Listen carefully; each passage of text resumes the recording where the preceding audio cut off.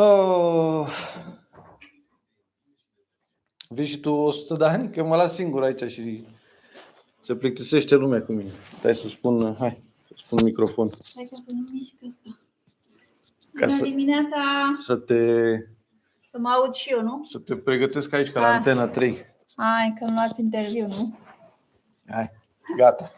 Ia spuneți dacă se aude bine și Alina, că eu sigur mă aud.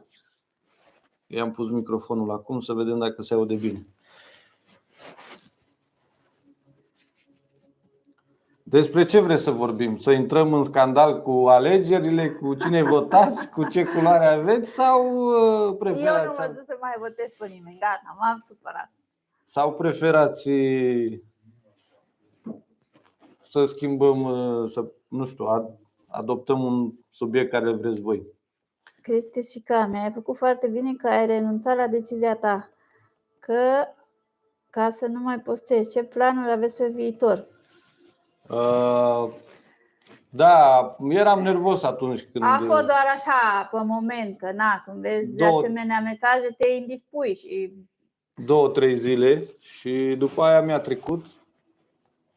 Planul de viitor, ce planuri de viitor avem? Că deocamdată avem de renovat casa care am luat-o. Avem un plan, cum am mai spus de fiecare dată, să, nu știu, ne legăm de ceva, de o afacere, de orice, dar deocamdată nu este momentul. Vom vedea pe parcurs ce vom mai face. În anul acesta, nu știu, avem un plan acum pentru Paște. O mini-vacanță de 3 zile. Așa, după care muncă și sper să-mi dea și mie drumul ăștia la internet cât mai repede. Ca să putem merge și noi pe acolo, pe la casă, mai face și noi câte ceva, mai face și noi un grătar, că mi-e dor să stau la aer curat. Puteam să mergem și așa, numai că weekendul ăsta timpul nu prea ne lasă. Și plus că dacă merg să fac, cum a zis Alina, ceva treabă, nu știu, să montez camere, mai am de dus mobilă de aici și am ceva de făcut pe acolo, treburi, dar deocamdată nu avem internet, plouă, e urât în Italia. Iarna asta a fost foarte urâtă în Italia, nu mi-a plăcut. Lasă-mă că m-am săturat. Acum, cu adevărat, înțeleg și eu oamenii care spun de prin Germania că sunt în depresie din cauza vremii din Anglia. Anul ăsta chiar am fost și noi în depresie cu vremea din Italia, așa că vă dau dreptate, aveți un mare like de la mine. Mai departe, ce mai aveam? Am văzut că ați fost tare dezamăgiți, mă bucur că mergeți mai departe. Păi cum să nu fii, Damian, dezamăgit când vine și te face prost, analfabet, copilul ți-l face vacă? Da. Adică... Dar sunt unii mai analfabeti decât noi. Ei scriu comentarii, dar nu se uită cum scrie.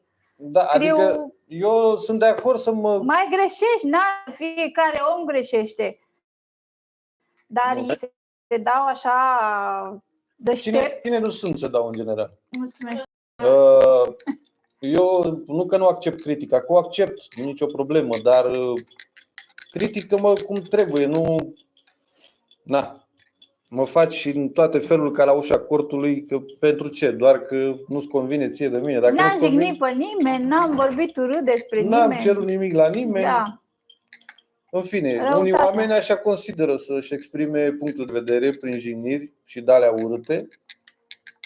Dar cel mai bine le ștergem imediat. Când l-ai văzut, gata. Așa am luat decizia, nu mai stau să le las, că până acum aveam eu un cap să le mai las un pic, să mai vadă și oamenii cum sunt. Hai că trebuie să reglez aici un pic piciorul ăsta.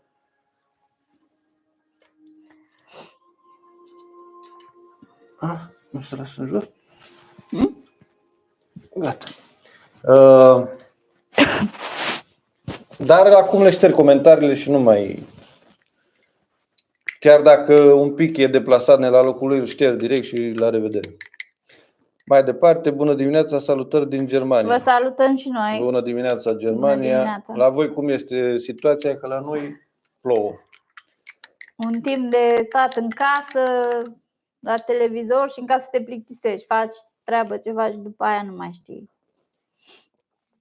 Așa. Mai departe, ce mai avem aici? Bună dimineața și o duminică frumoasă. Mulțumim la fel, bună Mulțumim. dimineața.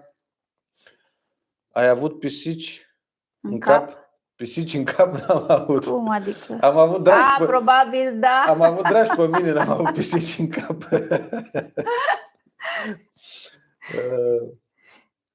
Păcat că nu suntem uniți.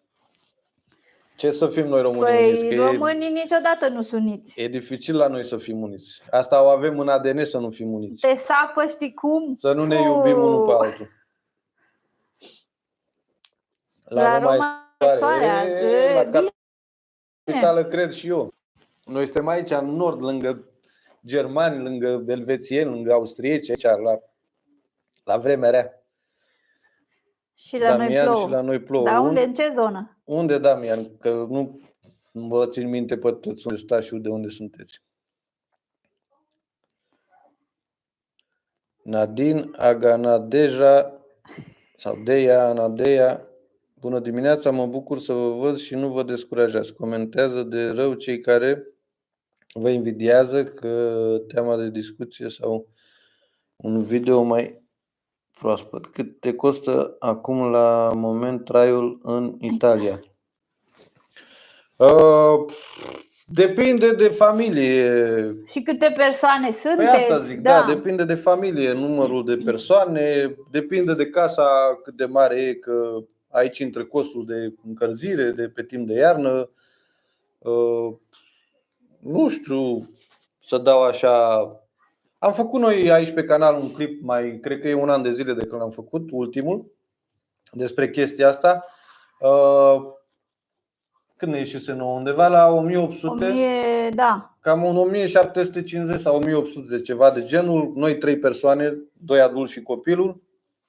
Ne-a ieșit 1800 în mare, zic așa, cu mâncare, cu toate cheltuielile și n-am pus rate, am pus doar cum ar fi chiria sau o rată la bancă, la casă, depinde de situație. Mâncarea, lumină, gaz, toate ce îți trebuie, toate necesitățile, în afară de ce după vrei care, să pentru mergi. noi, după ăștia 1800, ne mai trebuie bani pentru rată de mașină, alte vacanțe, care alea sunt opționale, desigur. Dar ca să trăiești, să duci luna la bun sfârșit, cam 1700-1800 făcusem noi calculul, cred că e vreo 8 luni, un an de zile de când am făcut acel vlog. Nu s-a schimbat mare lucru în prețuri, că sunt cam aceleași de anul trecut. Acum depinde mult de fiecare familie, de numărul de persoane și fiecare cum trăiește, că alții trăiește mai pe bogăție, alții mai pe limită, alții mai... fiecare în felul lui. Dar în general, pentru noi acolo este undeva 1700-1800. Ce credeți că politica românească, credeți că pe noi care trăim în străinătate ne afectează direct sau indirect cu ceva?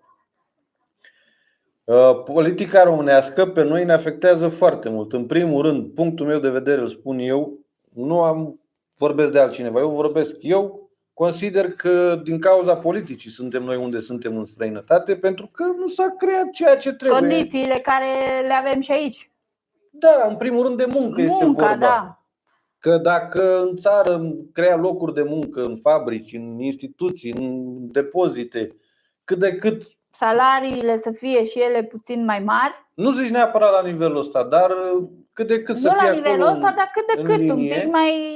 N-am mai fi plecat cu ani în urmă. Discuții sunt multe pe baza salariilor, pentru că pe TikTok eu am mai postat ceva clipuri despre chestiile astea, că mulți, domne, că e bine și în România.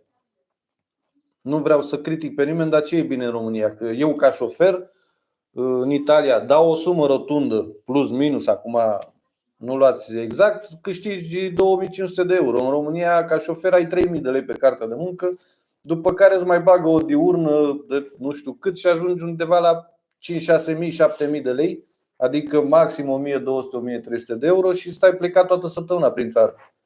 Și nu comparăm condițiile de șoferie din Italia cu cele din România, că cele din România sunt jalnice. Sau dau un exemplu, o muncă de jos aici la curățenie, cum face o femeie de servici 1300, 1400. Vorbesc de Italia. În alte țări poate au salariile mai mari, Germania, nu știu, Olanda, Belgia.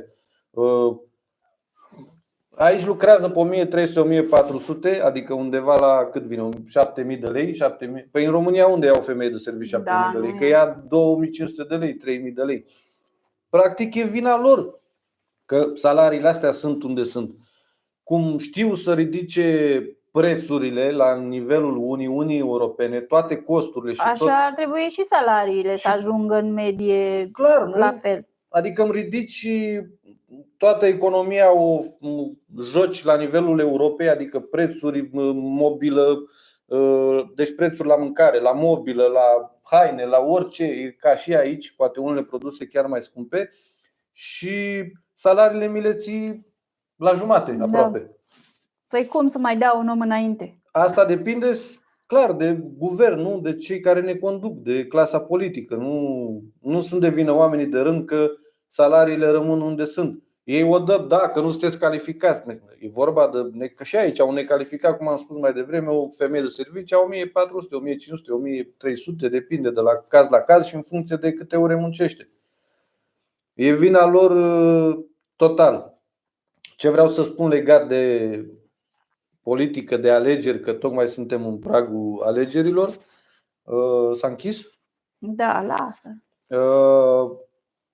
Sfatul meu că ar trebui să ieșim, nu îndrum pe nimeni să voteze cu cineva anume sau că nu vreau polemici, dar sfatul meu ar fi să ieșim în număr cât mai mare, adică să ieșim la vot, fraților. Asta contează cel mai mult, că dacă suntem cât mai mulți la vot, atunci putem să reușim să avem ceea ce își dorește fiecare, nu neapărat eu. Cam asta e cel mai important pe primul plan, în afară de culoarea politică, să ieșim la vot în număr cât mai mare, fie din diaspora, fie din țară. Mai departe. Șterge comentariile de șoareci cu scute și nu te mai enerva că nu merită. La care? Comentariile care te enervează, care comentează. Ca să le șterg, da. Păi nu, că așa fac. Cum apare și aia imediat le șterg, nu le mai las. Că dacă le las mă enervez, că am mai spus și în video, se întâmplă că sunt mai mulți care sunt aici cu extrem ascunsă ca și hater și fac aprecieri la acel comentariu. Adică vezi un comentariu, încurajează, știi? Da, vezi un comentariu de hate și dacă îl lași 2-3 ore, după 2-3 ore deja vezi că are 7-10 like-uri, 10 aprecieri, știi, acel comentariu. Asta înseamnă că place oamenilor. Și am făcut eu calculul că trebuie să le șterg ca să nu mai facă nici aprecieri, să nu mai mă enervez nici eu. Angelica Truban, Domnul să vă binecuvânteze, bună dimineața, nu vă mai necăjiți, oameni fără suflet, vă provoacă și nu merită să plecați urechea. Fiți sănătoși și binecuvântați. Mulțumim, bună dimineața. Da. Sunt destui, nu știu, eu am văzut acum că și lumea e împărțită vis-a-vis de noi cu canalul de YouTube, ca să vorbesc așa. Sunt foarte mulți în online care vorbesc fac vloguri de travel, nu? Despre Italia, Spania, Germania și în general tot mapamondul ăsta. Ce vreau eu să spun este că realitatea din blocul respectiv, din punctul respectiv, nu o să-l aflați decât prin cei care trăiesc în locul respectiv. Mă dau exemplu pe mine. Pentru că un turist vine, mănâncă în 2 locuri, să zicem cele mai bune, care are o notă, cea mai bună notă pe, nu știu, pe site-urile astea de recenzii, și atunci el va arăta 2-3 chestii, vă filmează 2-3 puncte turistice și și-a făcut vlogul. El face 30.000, 50.000, 100.000 de vizualizări pentru că vă arată doar lucrurile pompoase, frumoase, vai, Italia, nu știu ce. Vorbim cazul Italiei și pentru că suntem aici, dar realitatea nu o să o cunoașteți decât de la cei care fac, de exemplu, cum suntem noi de facem vlog din Italia. Pentru că eu vă arăt aici și ce e frumos și ce nu e frumos, ce e bun, ce nu e bun. Am dat detalii, ați văzut, și despre acte, și despre case, și despre ceea ce mulți nu știu chestiile astea, dar Alții fac travel și vă arată chestiile alea. Dar realitatea nu o să vedeți decât pură de la cei care trăiesc acolo. Fie că fac vloguri din Germania, fie că din Italia, fie că din Anglia, Spania și așa mai departe. Acum fiecare e liber să creadă și să se uite unde vrea, că nu-l obligăm noi. Dar oamenii când vizionează ceva trebuie să fie realiști, ca să înțeleagă niște chestii. Că mulți ascund realitatea în general pentru vizualizări. De exemplu, alții care nu văd și văd videoclipul, mamă ce frumos e acolo. Și dacă vii la fața locului, nu mai ți se pare așa wow. Că niciodată nu o să vezi prin ochii unui turist realitatea cum o vezi prin ochii a unuia care trăiește în locul respectiv. Acum fiecare optează și vede și crede ce vrea. Știi cum e vorba aia? Până nu vezi tu cu ochii tăi. Da, bine, dar e vorba că internetul ăsta acum e și păcălicios rău, știi? Dar de ce nu merge să mai dau sus? Că am mai trecut. Păi nu, ai mai trecut vreun comentariu? Nu. Nu, era aici așa. Am rămas la Nadine, nu? Am vorbit despre Nadine. Mulțumesc de răspuns, vă urmăresc cu drag și îmi place că sunteți sinceri. Mulțumim frumos. Mulțumim. Andrei, așa este, aveți dreptate. Păi da, pentru că lumea acum, nu știu, e și greu să mai bucuri oamenii, pentru că datorită internetului tu poți să le mai arăți orice le-ai arăta, că deja a văzut toată lumea. Sunt echipe de vloggeri, de exemplu Cristi și Ralu, arată China, Japonia, America, toate la rând. Adică e greu să-i mai bucuri pe oameni din... nu știu, tu le arăți doar Italia, să zicem așa, viața reală. Și ei văd la alții pe deja alte canale, mai mult, știi? Și e greu să-i mai bucuri pe oameni. Sunt haihui în doi, sunt mai multe canale de vloggeri care... dar, cum am spus, din pricina că internetul a evoluat foarte mult și toată lumea s-a axat pe vlog, că acum ce te uiți și de unde apare, de unde nu apare, scrollezi pe YouTube și vezi vloguri din Italia de nu știu unde. Da. În fine, fiecare, cum am spus, e liber să vadă și în funcție de ce vrea să vadă despre locul respectiv. Că așa și noi urmărim, de exemplu, vloggeri care fac și din America și din Europa, dar am selectat așa ce ne interesează, adică am selectat și ce am crezut noi că sunt oamenii care transmit sinceritatea și ne povestesc prin ceea ce ne arată ei lucruri și sunt reale, oameni simpli și lucruri reale, știi? Nu, adică nu să-mi arate doar ce e faimos. Pe unde am rămas? Ați cumpărat mobilă de bucătărie? Nu am cumpărat mobilă de bucătărie. Deocamdată mai așteptăm. Am fost doar să ne facem așa o părere, să vedem prețurile. Exact. Și oricum ne trebuie să luăm dimensiunile exacte, lungime, lățime. Trebuie să măsurăm exact cât avem de la scurgere, că bucătăria când o construim trebuie să facem chiuveta, să o punem unde avem scurgerea, aragazul să-l punem cât mai aproape de gaz, unde este tubul de gaz. Cuptorul la fel, cât de cât trebuie să ne orientăm unde este priza și trebuie să facem un pic de calcule de la stânga la dreapta cât avem de la până la, ca să putem să ne decidem. Dar asta se va întâmpla prin vară, când o să comandăm. Mai întâi, normal, trebuie să zugrăvim, să punem un pic la punct. Avem de renovat până la bucătărie un pic, dar dacă eu mă înfig și pot să încălzească vremea afară și aia, ușor, ușor o dăm. Nu e că nu avem ceva, nu știu, trebuie să dărmăm pereți sau să... Avem de dărmat perete, că am zis că vreau la bucătărie să modific acolo. Vrei să-l dărâmăm până la urmă? Așa, la ușă. Acum vedem, avem mai multe în plan. Mai multe proiecte. E bine că nu avem mult de reparat, chiar nu avem. Reparații, așa dacă puțin. dărâm, trebuie să acolo, se creează mai mult de reparat după.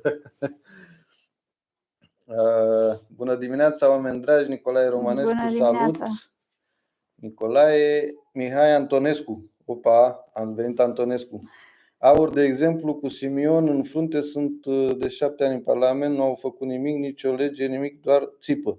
Nu, deci am spus că nu mă refer la un partid anume sau la un candidat anume. Nu vreau să fac nicio polemică cu nimeni, eu țin cu cine țin, dar nu vreau să mai spun. Important este să se iasă la vot în număr cât mai mare. Fie diaspora, fie din țară, toată lumea, cu mic, cu mare, ce e peste 18 ani până la ultimul mohican, cum să zice, ieșiți la vot, fraților, că asta contează mai mult ca orice. Să fim cât mai mulți la vot, că așa se împart voturile.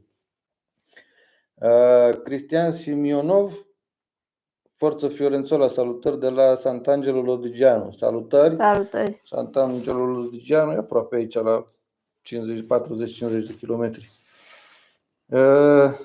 Salutare de la Carrara. Salutare. Carrara. Renata Vali Rusu. Așa e, luați-o și aurul pe urma. Așa e, a luat-o și aurul pe urma USR-ului. Nu mă pronunț nici cu USR-ul, nici cu aurul, nici cu PSD-ul, nici cu PNL-ul. Nu îndrum pe nimeni nicăieri. Fiecare e liber la alegere. Ieșiți la vot, încă o dată, repet, un număr cât mai mare. Paul Sebastian Manole. În aur sunt mai oameni cu dosare sau antecedente. La ce te aștept? Să facă ceva din altceva decât iubirea de sine? Nu comentez că se creează polemici după și nu vrem așa ceva. Fiecare votează cu cine vrea, fiecare are părerea lui despre cineva. De exemplu, unuia îi place Ponta, altuia nu îi place Antonescu, altuia îi place Simion, la altul nu îi place Nicu Șordan și așa mai departe. Fiecare sunt cu păreri până la urmă împărțite. Politicii nu fac nimic pentru noi. Într-un final o să vedeți că iese Simion, că iese Antonescu, că iese Ponta sau Nicu Șordan, că cam ăștia patru ar fi, nu știu. Din ce zic eu, preconizez eu, Simion, Nicu Șordan, Antonescu și Ponta, care ar avea un pic mai multă greutate să poată să iasă. Dar o să vedeți că niciunul nu o să facă nimic pentru noi, mai ales pentru noi care suntem în diaspora. Nici atât nu contăm. Ana Maria Chiric, bună dimineața, Ana Maria. Păi stai că mai e. Unde am rămas? La Renata Vali Rusu. Parcă nu l-am citit. Ba da, am zis, au luat-o și aurul pe urma USR-ului. Nu, e mai jos. Renata Vali Rusu. Ne-am duce la vot, dar chiar nu e nimeni care ar schimba ceva în bine. Ăla nu l-am citit. Este adevărat că nu este nimeni, asta am spus și eu, că o să vedeți că pentru noi oamenii nu prea contează care este dintre cei patru care am enumerat. Dar contează să ieșim la vot, pentru că noi trebuie să schimbăm ceva sau să punem pe cineva care credem că o să facă ceva pentru țara noastră. Că e greu. Eu știu că mulți care suntem pe aici pe afară, o parte ar vrea să se întoarcă în România dacă ar fi schimbări majore și ar fi totul ok. O parte nu-i mai interesează de nimic, cum ar veni, adică pur și simplu pentru ei România este zero. Mai sunt o parte de mijloc care sunt împărțiți, vrea și aici, vrea și acolo. Dar important este să mergem la vot acolo, cu buni, cu răi, cum trebuie să mergem să ne exercităm votul, pentru că contează să fim în număr cât mai mare. Mă repet, nu contează culoarea care o aveți și cu cine votați, important este să mergem la vot. Cută Damian, ador să vin în Italia în concediu în fiecare an de 2 ori. Bravo, foarte frumos. Eu sunt sătul de Italia. Știți că eu spun adevărul, cum am zis și mai devreme, de multe ori Italia este fictivă, ca să spun așa, doar numele. De politică și religie să nu vorbești niciodată public. Cristian Simionov. Păi da, normal că dacă spui că tu ești catolic, o să sară în cap ortodox. Da. Dacă spui că ești ortodox, o să spună... Nu știi cum să o dai. Da, așa că mai și bine... cu politica la fel. Dacă spui că ții cu Ponta, păi nu, că Simion e mai bun. Dacă ții cu Simion, nu, că Nicu Șordan. Niciodată, fiecare are alegerea lui și atunci tot timpul Corect. o să fie discuții contradictorii. Cel mai bine să... Am învățat din live-ul trecut, pentru că acum o lună, două, nu mai știu, când eram cu piciorul rupt, am mai făcut un live. Am spus că susțin pe Călin Georgescu, care e de domeniul trecutului, e istorie, cum s-ar zice, și nu a fost prea bine primit ceea ce am spus eu. Și așa acum aleg să nu mai spun că țin cu Antonescu, cu Nicu Șordan, cu Simion. Nu. Fiecare ține cu cine vrea. Încă o dată că am făcut o obsesie, ieșiți la vot. Asta e cel mai important. Am făcut o obsesie să vă spun să ieșiți la vot. Așa. Unde am rămas? De data aceasta vă salut din Novara. Vă salutăm și noi. Cătălin Duță. Păi data trecută de unde ne-ai salutat? Că nu mai mi-aduc aminte dacă de data asta ne saluți din Novara. Te salutăm și noi oricum. De oriunde ne-ai salutat nu contează. Important este că ești aici cu noi. Cosmin Florescu, bună dimineața. Gașcă, bună dimineața. Bună dimineața. Cosmine, te-ai trezit? Mai plouă? Mai plouă, s-a oprit. S-a mai luminat puțin, vezi? Nu mai e chiar așa. Killer, bună dimineața, duminică frumoasă. Mulțumim la fel și ție, bună dimineața. Cristi și Cami, în general oamenii au ieșit la vot, dar spuneți voi ce s-a schimbat în România.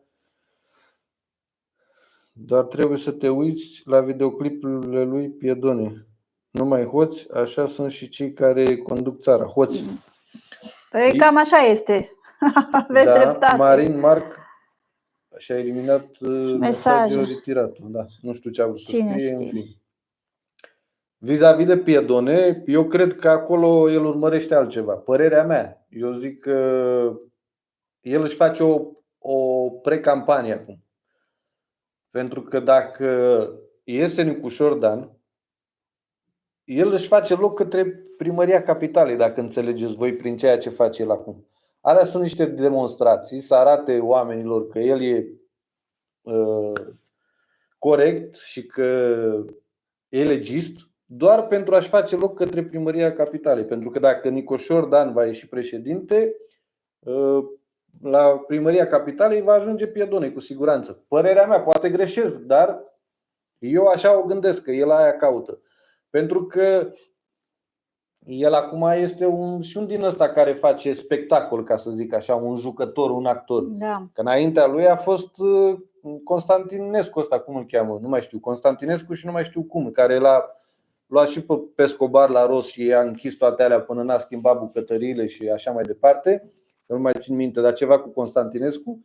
Și ăla își făcea treaba și controle, dar vezi, Piedone, fiind mai puternic în pile, ca să spunem așa, i-a luat locul și el acum, fiind alegerile, ce zice, stai să mă pregătesc că în caz că iese Nicu Șordan și Capitala rămâne fără primar, el ar fi cel mai indicat. Poate greșesc, dar na. Și legat de voturi, nu prea s-a ieșit cât trebuie, nu mai știu la statistici, dar oricum, ca să fim ok, părerea mea ar trebui să ieșim undeva la 70%.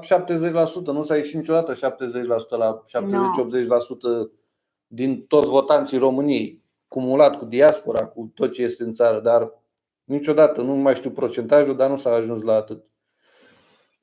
Ancona. Păi Cătălin, te-ai mutat de la Ancona la Novara.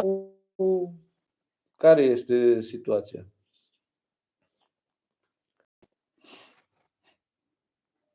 Așa, am rămas aici 72 de persoane, 45 de like-uri. Pune și voi un like ca să egalăm așa, să fie o balanță între 78 cu 45, să fie o egalitate cât de cât. Dacă a început mesajele se curgă mai tare și nu mai văd. Așa. Dacă Georgescu vrea să ieșim de nu, e normal că lumea nu poate fi de acord cu tine.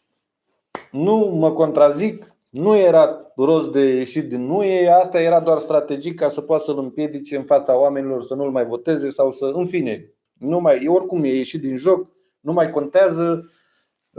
Asta era părerea mea la timpul acela când el candida, acum nu mai contează că nu mai are nicio șansă și atunci n-are rost să mai discutăm, e un caz pierdut. Dar lucrurile erau altfel față de ceea ce era arătat în fața oamenilor. Fiecare are părerea lui, asta era părerea mea la momentul acela. Renata Valirusu: mie îmi plac vlogurile voastre, încerc să nu pierd niciunul, vă doresc sănătate și putere de muncă. Mulțumim frumos. Nu suntem noi, v-am mai spus, noi arătăm realitatea așa cum o trăim noi aici, cu săracă, bogată, cu bune, cu rele, ce întâmpinăm, ce nu întâmpinăm. Am făcut salariile noastre publice, nu trăim din internet, nu știu. Arătăm și noi ce ne trece nouă prin cap. Nu avem un plan când ne apucăm de filmat. Da, bine, când ieșim undeva să vizităm un oraș sau ceva, atunci da, cât de cât. Dar așa, în general, arătăm ceea ce facem noi în viața de zi cu zi, la muncă, la piață, și așa mai departe. Florin Geo, bună dimineața. Salut, Florin. Bună dimineața. Killer, mulțumim. Tăție, am luat categoria C, doar că m-am cam plafonat și nu știu dacă să merg mai departe cu C și atestatul. Ce zici, merită?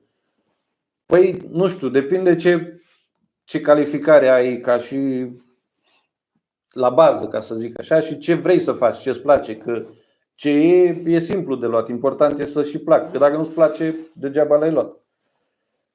Depinde ce ai tu în cap, ce vrei să faci, depinde ce alte calificări ai la bază, că dacă poate ai o meserie mai ușoară, că CE-ul nu e atât de ușoară cum pare, adică e ușoară ca și efort fizic, dar este destul de, cum să zic eu, greoaie când vorbim de orele de lucru.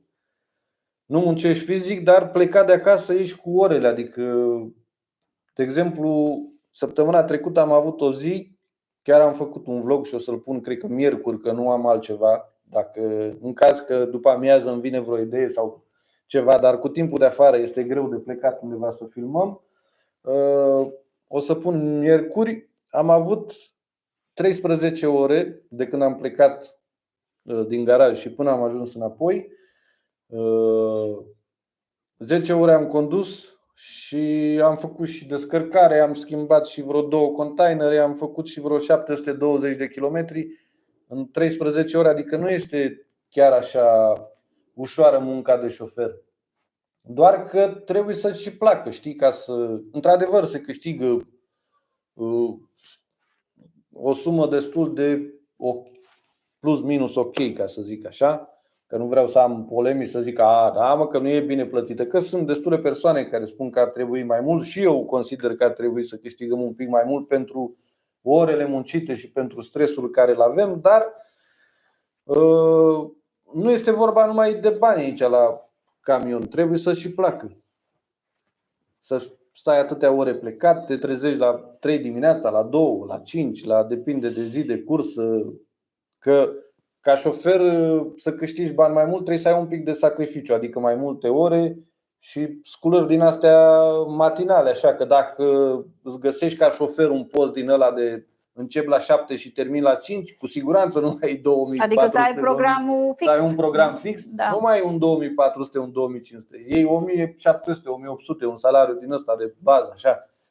Și atunci, acum depinde, ți-am spus ce îți place și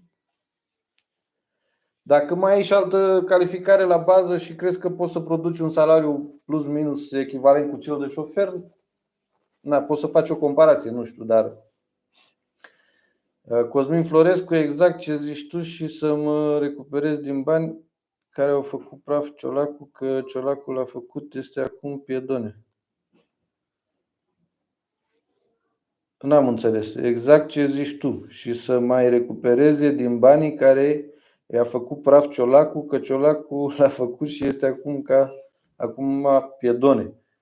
Da, e șlata mare acolo, e, cum să zic eu, e asta, mahalaua mare, mai pe românește așa, la hoție, la conducere.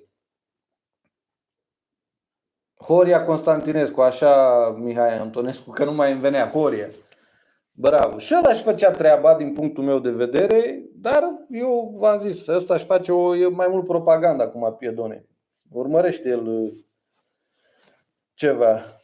Miaela, în legătură cu Piedone, și eu cred că urmărește ceva. Da, exact, și la momentul acesta asta va urmări, că așteaptă să vadă ce se întâmplă și acolo este ținta lui, pentru că altceva ce ar putea să urmărească Piedone în afară de primăria capitalei? Să rămână aici la ANPC, a mai fost. Asta e un val așa și dacă rămâne, pe urmă o să se calmeze. Dar părerea mea că asta urmărește. Ai văzut că acum au luat și taxiurile la control, ai văzut? Păi aia cu Bolt-ul, cu Uber-ul, cu astea, da.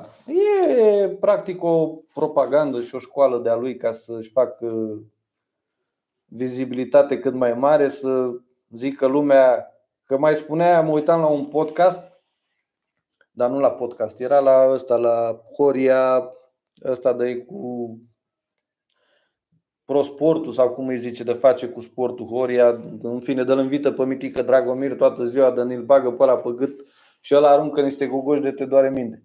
Și spunea Mitică Dragomir că la momentul de față Piedone la ce Balamuc face, dacă ar candida ca și președinte, l-ar alege oamenii direct din prima. Păi, fiecare asta caută, să se etaleze, nu? Noi avem nostalgia întoarcerii în România, poate doar când vom ieși la pensie și nici atunci. Acasă e acolo unde este familia apropiată, soția, copilul, în rest sunt atâtea lucruri frumoase în lume. Da, nu știu, fiecare unde îl trage ața, unde îl trage locul, sufletul și mintea, de fapt. Noi deocamdată ne e bine aici, dar și în România, dacă s-ar ajunge la nivelul de aici, dar nu o să se ajungă niciodată la nivelul de aici, cu toate că unii mă vor contrazice, dar nu o să se ajungă niciodată dar niciodată nu la nivelul de aici și nu o să se facă niciodată instituțiile să lucreze corect, fără șpăgi, fără să-ți faci obligații la nu știu care bugetar, că lucrează în primărie și trebuie să pună obrazul, să faci nu știu ce hârtie. E greu să se ajungă și atunci nici pentru noi deocamdată sau nici mai târziu nu cred că e o variantă în România, pentru că nu o să se ajungă la nivelul de aici să fii respectat, te duci la primărie, chiar dacă stai la termen 30 de zile, 20 de zile, 70. E greu să se respecte în România pentru că este după proasta salarizare, ca să zicem așa, este mentalitatea omului că pe lângă trebuie să mai câștige și ceva. Adică la negru, la stai că te bag eu, îți fac eu mai repede, dă-mi atâta, cu pile, știi? Asta nu o să dispară niciodată de la noi. Și atunci tu, Cosmin M, trăind într-o, nu știu, țară din Europa care cât de cât se respectă tot ceea ce, cum să zic eu, când mergi la o primărie și nu trebuie să dai o șpagă, când mergi la un spital și nu trebuie să dai o șpagă la un asistent, la doctor, nu trebuie să plătești o operație. Normal că nu-ți mai vine să te întorci în România când știi că acolo te duci și trebuie să-ți nască soția și trebuie să dai la doctor 2000 de lei. Adică un 400 de euro, îți dau un exemplu de șpagă ca mai ți-aduce aminte când am născut că doctora aia mi-a luat și buchetul de flori? Și buchetul de flori l-a luat lui Alina. Păi cum nu e normal că conștiința nu te lasă să te duci înapoi acolo? Când știi că aici te duci în spital și nu trebuie să dai nimic și ești tratat ca și cum să zic eu, ca fie că este președintele Italiei, fie că ești omul de rând, ești tratat egal. Da. Și cum să te duci tu în România să știi că trebuie să-ți nască soția și tu trebuie să te pregătești de 1000 de euro, că trebuie să dai la doctor, trebuie să dai la asistente, trebuie să... Peste tot trebuie Despre să dai bani. vorbim? Nu o să se facă bine la nivelul ăsta niciodată în România. Cu toate că mulți mă vor contrazice, dar ăsta este adevărul. Marin Mar, bună dimineața, o zi frumoasă și nu mai e bine. Marin Mar, bună dimineața. Ai mai scris mai devreme, dar l-ai șters, nu știu ce ai vrut să scrii. Miaela, vă vedeți mutați la noua casă sau vă rămâne pe perioadele de vacanță? Vrem să ne mutăm, dar mai durează ceva, nu știu, vreo un an, doi. După ce o punem la punct, atunci ne vom hotărî cât vom mai sta aici la apartament. Și apartamentul, nu știu, ori îl închiriem, ori dacă nu îl vindem și cumpărăm un altul acolo mai aproape. Mai luăm un apartament sau dacă nu o altă casă tot în zona aceea acolo, ca să nu mai fie distanța asta așa mare între aceste două case. Dar, cum am spus, deocamdată sunt planuri, nu e nimic bătut în cuie. Ana Simion, da, dar toate neregulile ce le găsești sunt reale și face bine cu aceste controle. Ar trebui să fie mai des controlați comercianții. Sunteți minunați, continuați cu vlogurile, zi faină. Ana Simion, mulțumim. Mulțumim. Nu suntem contra controalelor. Face foarte bine. E normal. De exemplu, a fost acum vreo 2 săptămâni la noi în zona Ilfov, la Jilava, La Jilava, da. care știți care sunteți pe lângă București, la Coxal, la fabrica de pâine de turci, Coxal, pe lângă mizeria care era pe jos, în fine, tăvile vechi și așa mai departe. Dar ce am văzut, pânzele acelea pe care stă pâinea la dospit până o pune pe tavă, până o mucegăite și în ultimul da, și tăvile care puneau, n-ai văzut, rămânea pe pâine, trebuia să le curețe, să pună foaie din aia de copt, nu așa direct pe tavă. Da, face bine ce face, dar nu am încredere, pentru că eu știu că după ce va trece acest val cu alegerile, după aia o să ajungă din nou. Da, nu o să mai fie această zarvă, controle, o să fie din nou liniște, o să meargă inspectorii din spatele lui Piedone și ăia, bineînțeles că o să-și ia dreptul, ca și până acum, că așa a fost dintotdeauna, și-au luat dreptul, că până să vină Piedone sau Horia Constantinescu, de ce nu făceau inspectorii cei mai mici de la... Bine, el acum e director, nu? Directorul general de la ANPC. Dar de ce nu făceau inspectorii aceste controale și să le arate oamenilor? Că aveau puterea, nu? Și ei. Clar că își luau dreptul și mergea mai departe. El acum caută un interes de face zarva asta așa. Părerea mea, acum, fiecare crede ce vrea despre aceste acțiuni ale lui Piedone. Mai puneți și voi un like să egalăm numărul persoanelor care sunt aici cu noi pe live. Ce mai avem noi aici? Câte persoane sunt? 76. Da. Stai un pic. Cută Damian, niciodată nu o să ne mai întoarcem în România. Eu Bistrița și soțul București. Avem o viață liniștită aici în Germania. Copiii sunt la casele lor. Ce să mai facem în țară după 30 de ani? Da. Pe noi, nu știu, eu pentru România, ca să zic așa, dacă ar fi, nici la pensie nu o să merg, că bineînțeles că nu o să-mi las copilul în Italia și eu o să merg în România. Să zic așa, este un pic, nu știu, viața, să zic așa, la nivel social un pic, nu neapărat cu oamenii, dar parcă simți, nu știu, ești un pic mai... mai în largul tău, nu știu cum, te simți altfel. Aici, dacă vrei să te duci undeva, e totul la un restaurant, e totul liniște. E undeva monoton, știi? Și plus că noi, de exemplu, nu știu, că am spus mai devreme de vlogger că prezintă Italia, Spania, Franța, în fine. Fiecare o prezintă în modul lui, dar noi o vedem diferit. Pentru că trăim aici în nord, iar nordul ăsta, plus minus, este egal ca și Germania. Cum se comportă oamenii, mă refer, ca și comportament. Bineînțeles că cobori în jos, că de la Roma încolo, când te duci mai spre sud, sunt oamenii mai cu viață, mai zeni, mai bucuroși, mai vorbesc altfel, mai zâmbitori. Aici în nord, noi de asta ne plângem tot timpul de viața asta socială. Practic, e aproape 1 la 1 cu Germania, cu Elveția, pentru că de la al doilea război mondial se spune, nu se neapărat se spune, dar așa este. Aici în nordul ăsta au rămas mulți nemți care s-au corcit cu italienii. Nordul ăsta nu prea mai este chiar italian așa el. De exemplu, în părțile de Bolzano se vorbește mai mult cu accent austriac, da. Austriac, direct, nu accent. Mergi către Elveția, la fel.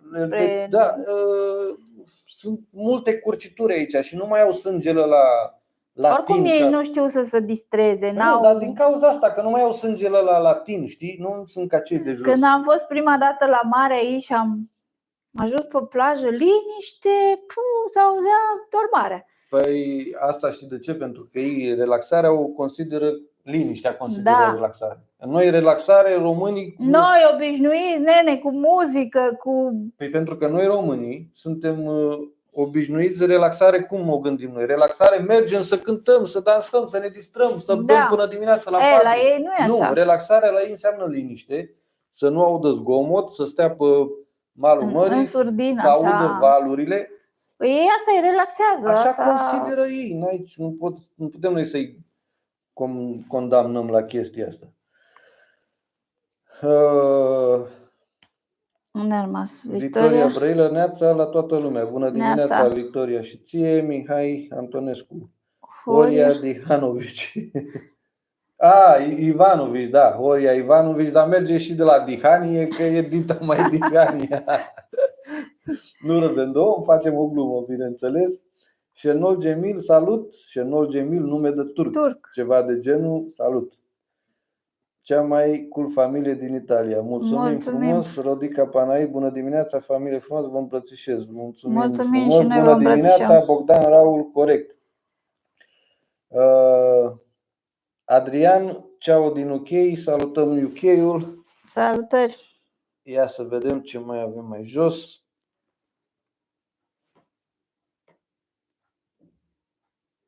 Ce am făcut eu aici? Gata. Am rezolvat. Așa, mai departe. De la spital la cimitir în România. Șenol Gemil, de la spital la cimitir în România. Cam așa, da, că acolo cam mor cu zile. Da. Dacă nu dai dreptul. Nu dai dreptul și plus că, în fine, nu mai facem comparație, că n-are rost. E diferență de la cer la pământ între sistemul medical din România și cel din Italia. Și România s-a dotat în ultimul timp cu aparatură și cu tehnologie, dar în primul rând tratamentul persoanelor față de pacient, adică asistente, doctori și nu mai număr. E diferență mare de mentalitate în primul rând. Nu-i dai 10 lei sau 15 lei sau o cafea sau aia nu ți-aduce un Pampers, nu schimbă cearșaful, adică vorbim de lucruri minore, nu mai vorbim de să te ia să te spele, în fine. Nu dezvoltăm subiectul că n-are rost. Cută Damian, bravo, dar nu o să schimbe nimic, a trecut oare mult timp? Că a trecut oare mult timp sau n-am înțeles exact. Da, cred că asta vreau să scrie. Românii vor pâine, iar politicienii gen Piedone le livrează și își doresc nivelul educației politice. Așa este, da. Românului întotdeauna îi place să râdă, îi place circul. De exemplu, dacă ați văzut acum de câțiva ani a luat amploare mai mult de la pandemie încoa TikTok-ul foarte mult, da? Aparte că a început să plătească, a dat drumul la monetizare și atunci toată lumea din cauza banilor a fugit acolo și să măscărește în toate felurile. Dar dacă stați să vă uitați, cei mai mulți sunt apreciați acolo pe TikTok cei care fac circ. Scandaluri, dacă vede că se bate unii acolo, face cele mai multe aprecieri acele TikTok-uri. Nu știu, în general circul, le place românilor, le place scandalul, circul și să râdă mult, să facă haz de necaz și așa mai departe. Iar legat de politicieni, mulți și cu care mai stai de vorbă spun ce putere avem noi, ce putem să schimbăm noi. Mergem înainte așa cum am putea și aia e, ceea ce nu este normal. Dar fiecare luptă cât poate, și cu creierul, și cu mintea, și cu ce mai are. Mihai Herăgălie, bună dimineața, familie frumoasă, vă salutăm din Germania. Bună dimineața, vă salutăm și noi, Cristi și Cami. Toată lumea îl cuide pe live Bolojan, nu am înțeles pe de Ilie. ce omul. Da, pe Ilie. În primul rând mă deranjează numele. Da, și pe mine. Și nici pe el nu pot să-l suport când îl văd așa cu fața aia. Deci poate să fie, ăla e cel mai mare șarlatan. Știți povestea, ăla e un interlop, a furat camioane, a făcut multe măgării dacă stați să urmăriți. Dar, în primul rând, dacă ai un președinte cu un nume prost, Merge prost oriunde ar fi. De când ai spus Ilie ca și președintele României, deja ai stricat-o din start.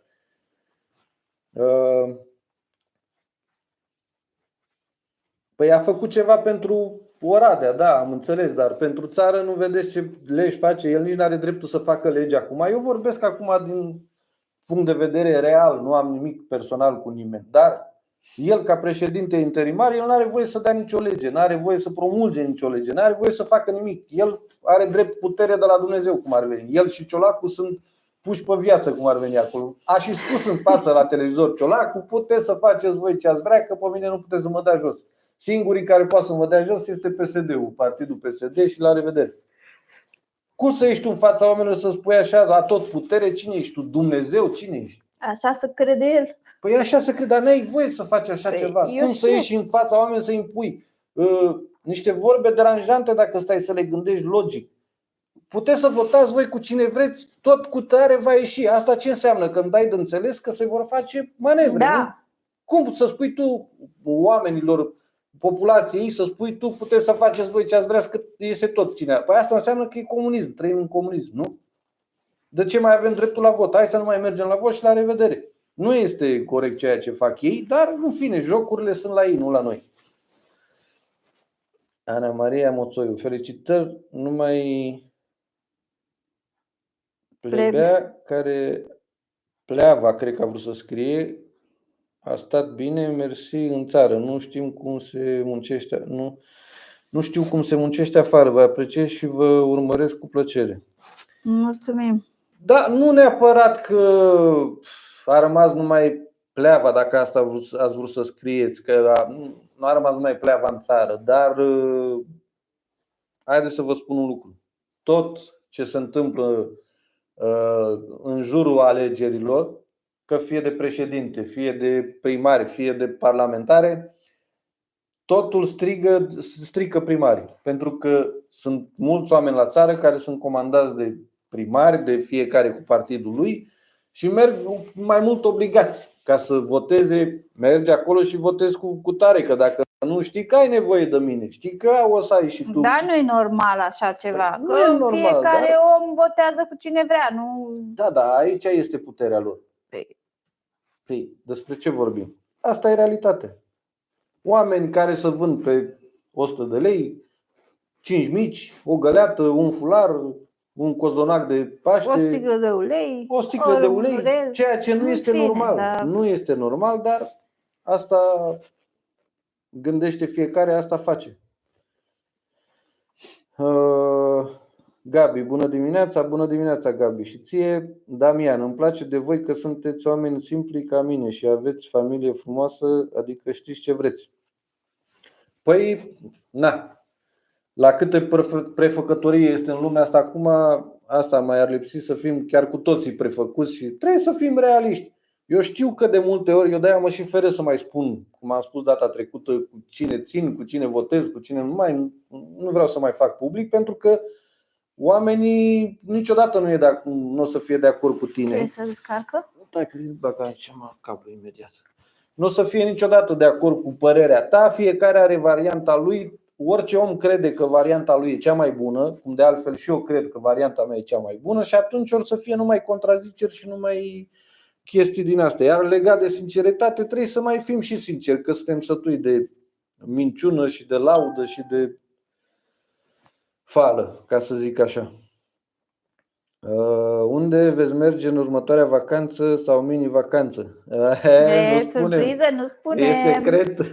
Dar rămâneți cu noi și o să vedeți. O să fie 3 zile frumoase. Bineînțeles că o să facem vloguri, pentru că sunt mai multe localități de vizitat, dar nu vă spunem nimic deocamdată. Este secret. Marele nostru secret până la Paște. Sper să țină timpul cu noi, să fie frumos, că dacă m-am uitat frumos, și zice că are să fie ok în perioada aia. Da? Acum se poate schimba, depinde. Da. Am programat, mergem, plouă, că ninge, că e furtună, asta e. Nu putem să ieșim din casă, facem live pe YouTube și vă arătăm imaginile de pe geam. Glumesc, da? Sperăm să avem noroc de vreme bună. Cornelia Efrim, pe mine m-ați dezamăgit și greșit profund. Numai bine vă doresc. Păi da, v-am dezamăgit că exact ce vorbeam mai devreme. Când se spune adevărul, pe oameni dezamăgești. Nici o problemă, puteți să părăsiți canalul, că nu sunteți prima. Pentru mine asta e părerea mea despre Ilie Bolojan. Este un personaj prefăcut care, dacă urmăriți istoria lui din urmă până să ajungă el ce a ajuns, o să vedeți că realitatea nu este aia. Iar cei care urmăriți televizorul mai mult decât internetul, decât YouTube-ul, nu spun un anume post de televizor, cu siguranță o să aveți altă părere față de noi. Pentru că eu informațiile mi le iau din internet mai mult reale decât ceea ce arată la televizor. Fie că e Antena 3, fie că e Realitatea, fie că e Pro TV. Acolo o să dea doar ce vor ei să auziți. Și așa că normal că voi aveți o părere făcută de la televizor, iar eu am altă părere și ne contrazicem. E ceva ce nu merge. Conie, bună dimineața din Anglia. Bună dimineața. Bună dimineața. Marin, ăia care să vând pe un plic de zahăr, așa merge votul și după plâng. Păi normal, exact. Doamna care a spus mai devreme că am dezamăgit-o, unde este? Doamna Cornelia. Da, sigur a mâncat mici și a luat mici de la PSD și găleată din aia de plastic roșie, cum se numește? Unde este doamna? Nu mai care știu. a spus că am dezamăgit-o? Aici. Doamna Cornelia Efrim. Doamna Cornelia Efrim cu siguranță este o doamnă care a mâncat mici și a primit și găleată de la PSD și ajutoare de alea de la stat care să dădea făină de aia de la Uniunea Europeană și multe chestii de astea. Cu siguranță. Chiar dacă știu că deranjează acum, dar na, câte unii mai merită ca să le dai peste nas. Șenol Gemil, cât costă RCA-ul în Italia față de România? În Italia RCA-ul e oricum mai scump decât în România. Nu știu, de exemplu eu la motor de 2000, 136 de cai, un Ford Kuga din 2009, 390 de euro, până în 400 de euro am plătit pe un an de zile. Asta înseamnă cât vine? 16 milioane. Nu? 20 de milioane, nu 16, 20 de milioane. 2000 de lei. Dar în România cred că o mașină cu cilindrata de 2000 și cu 136 de cai cu siguranță plătește undeva la, nu știu, 1000, 1200, 1300 de lei, cu siguranță este mai puțin. Marian Bolojan e bolnav. E bolovan. E bolovan, am înțeles, bolnav. Da, nu e o persoană potrivită care ar trebui să stea în fruntea țării. Haideți să vă spun eu un clasament așa, cu toate că am zis că nu mă pronunț cu cine votez, dar să vă spun un clasament din cei 4 care ar putea să ajungă. Deci este Simion, Ponta, Antonescu și Nicu Șordan, da? Cu siguranță Ponta nu va avea atâtea voturi pe cât speră el.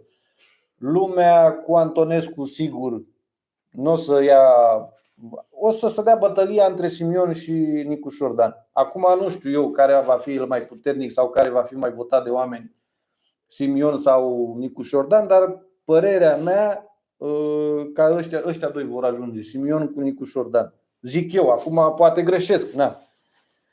Dar Bolovan n-are nicio treabă el cu să conducă România, Ilie. Asta ar mai lipsi. A mai avut un mut care a condus, ăsta la altul e un hoț. Killer. Părerea mea e să evitați subiectele de politică. Da, păi și de ce trebuie să stau ascuns? Trebuie să plec? Știți că eu nu merg pe principiu niciodată trebuie să tac din gură că deranjez pe cineva. Nu vreau din contră trebuie să spui părerea. Fiecare trebuie să-și pună părerea și opinia. Doamna de mai devreme cu zahărul și uleiul nu este obligată să-mi dea dreptate mie. Dar nici eu nu sunt obligat, de dragul doamnei de a stea la mine pe canal abonată, să-i dau dreptate. Adică Fiecare Părerile sunt împărțite, normal, și fiecare pro are și contra. opinia lui, părerea mea. Eu cred în ceva, în lucrul ăla. Poate doamna nu crede, dar eu nu trebuie să cred în ce crede doamna că doar stă la mine pe canal. Păi adică cum? Eu sunt obligat, că sunt aici, eu sunt obligat să cred ce spune cineva. Dacă acel cineva nu e obligat să creadă ce spun eu. Trebuie să ne dăm dreptate unul altul. Bă, da, tu asta e părerea ta, iar asta e părerea mea. Fiecare cu părerea lui. Că avem o discuție, da, putem să purtăm o discuție. În momentul când ai venit și mi-ai dat în nas că vă apreciam, dar nu aveți dreptate și că la revedere, asta înseamnă că te oftici sau nu ești de acord cu mine și ești deranjat.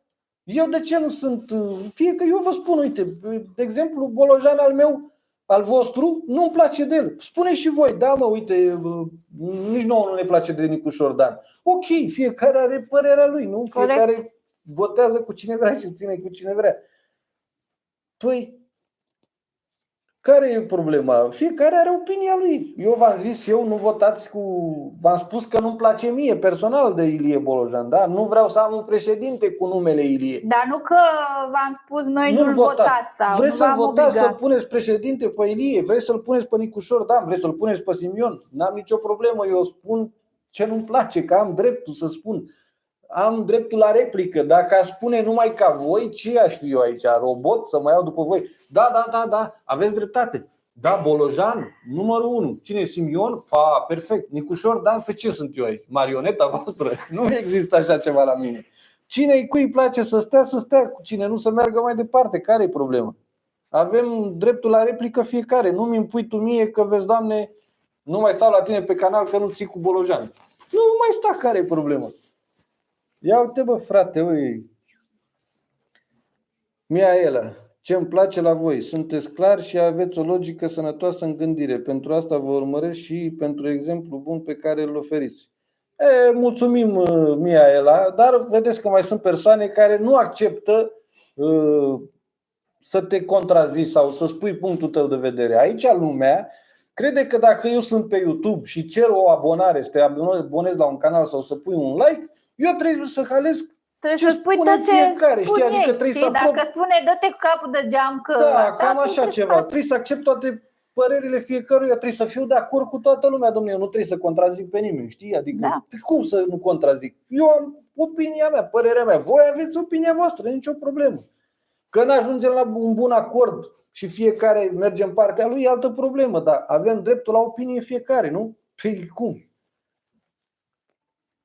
Mari Marian, din cauza genului de persoane, România e vândută. Păi da, corect. Păi exact. Nu trebuie să fie de acord cu mine, dar trebuie să știi să porți o discuție cu cineva. Da, domnule, eu spun, eu îl susțin pe Crin Antonescu ca idee. Și doamna putea spune, Bolojan, da, nicio problemă. Eu am spus, nu vreau președinte cu numele de Ilie. Care e problema? Dacă doamna vrea. Eu nu am spus că să nu-l voteze sau să nu ajungă Ilie Bolojan, să nu mergeți voi la vot, să nu-l votați. Votați-l, fraților, pe Ilie Bolojan, că n-am nicio treabă. Dar eu am părerea mea, că am dreptul la replică. Că de-aia trăiesc pe lumea asta, de-aia plătesc taxe. Să pot să supraviețuiesc, să vorbesc, nu să stau mut și să aprob ce spune mie toată lumea. Eu trebuie să știi cum e aia, lasă pantalonii jos, că așa mai departe. Eu nu sunt genul ca să las pantalonii jos pentru un like, că stă cineva aici. Dacă vrea să stea, bine. Dacă îi place ceea ce fac, bine. Dacă nu, asta e, frate. Mergeți la cei care vă arată ce vă place și așa mai departe. Lucrul ăsta e valabil pentru cei care nu le convine ceea ce văd aici, nu pentru toată lumea. Și bineînțeles, întotdeauna persoanele de față se exclud. Așa. Mai departe. Mihai Antonescu.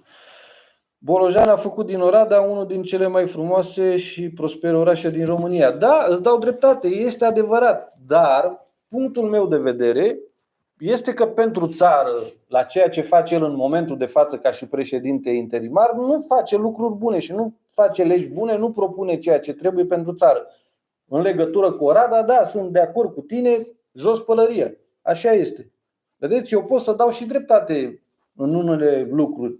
Dar legat ca și președinte, eu nu sunt de acord. Mai departe, a făcut, domne, bine pentru Oradea, da, nicio problemă. Sunt de acord, nu contrazic, așa este. Alina Simion, bună dimineața din Friuli, Veneția. Noi ne pregătim de sală și vă ascultăm. Mulțumim că ne ascultați. Mai vă scris salutăm și noi. pregătiți de sală și vă ascultăm. Mulțumim. Râde Damian. Cum ți se pare, Cristi Terheș? Păi ce să mi se pare? Haide să facem așa calcul. De unde credeți voi că a avut Terheș? Nu o să ajungă niciodată președinte, că n-are alura, n-are statura, n-are fața, n-are ce-i trebuie ca să fie președinte. Este unul băgat acolo ca să mai se risipească din voturi. Dar de unde credeți voi că a strâns Terheș 200.000 de semnături ca să poată să se înscrie la candidatură, când el a avut 93.000 de voturi când a candidat anul trecut în noiembrie, nu? Trebuie să facem un calcul logic, așa, nu că eu n-am nimic cu el personal, treaba lui, dar este un om tot al sistemului care este băgat acolo să mai fure și el din voturi, să mai împiedice, atâta tot. Ce să facă Terheș? Terheș și zero. Propagandă să-și atragă gen electorat, cum a fost și cu că el e europarlamentar și vezi, Doamne, zbiera el cu pandemia, cu nu știu ce. Da. De când s-au anulat alegerile, că el a depus contestație și încă nu mai știu cine, s-a dat în umbră și a ieșit acum 2-3 săptămâni când a trebuit să se înscrie pentru electorat din nou, să participe la prezidențiale, nu? L-ați mai văzut astea 3 luni de zile să iasă pe undeva sau să vorbească? Nu l-ați mai văzut. Păi ce părere să ai de unul care stă ascuns? Alina Simona. E vremea închisă, bate vântul la voi, cum e? Cum vă petreceți duminica asta, vă îmbrățișăm. Și la noi este vremea tot așa închisă. De 3 zile plouă. Da. Nici nu, uite, acum a început iar să plouă, mai devreme se oprise. Nici nu-ți vine să ieși afară că acum se oprește, acum începe. Duminica asta cum să o petrecem? Ne-am trezit, am băut cafeaua, acum stăm cu voi pe live, cred că până la 12. După aia o să fac niște piept de pui așa pe tigaie grill. Așa, mâncăm și după care duminică, vedem ce duminică, după amiază, dacă mai ieșim un pic, mai avem ceva de luat de la magazin. Da, un pic la cumpărături, da. Câteva 2-3 produse și după care să stăm și noi să ne odihnim, că mâine dimineață începem treaba din nou. Damian râde. Nu, stai că este mai jos. Asta am mai văzut odată.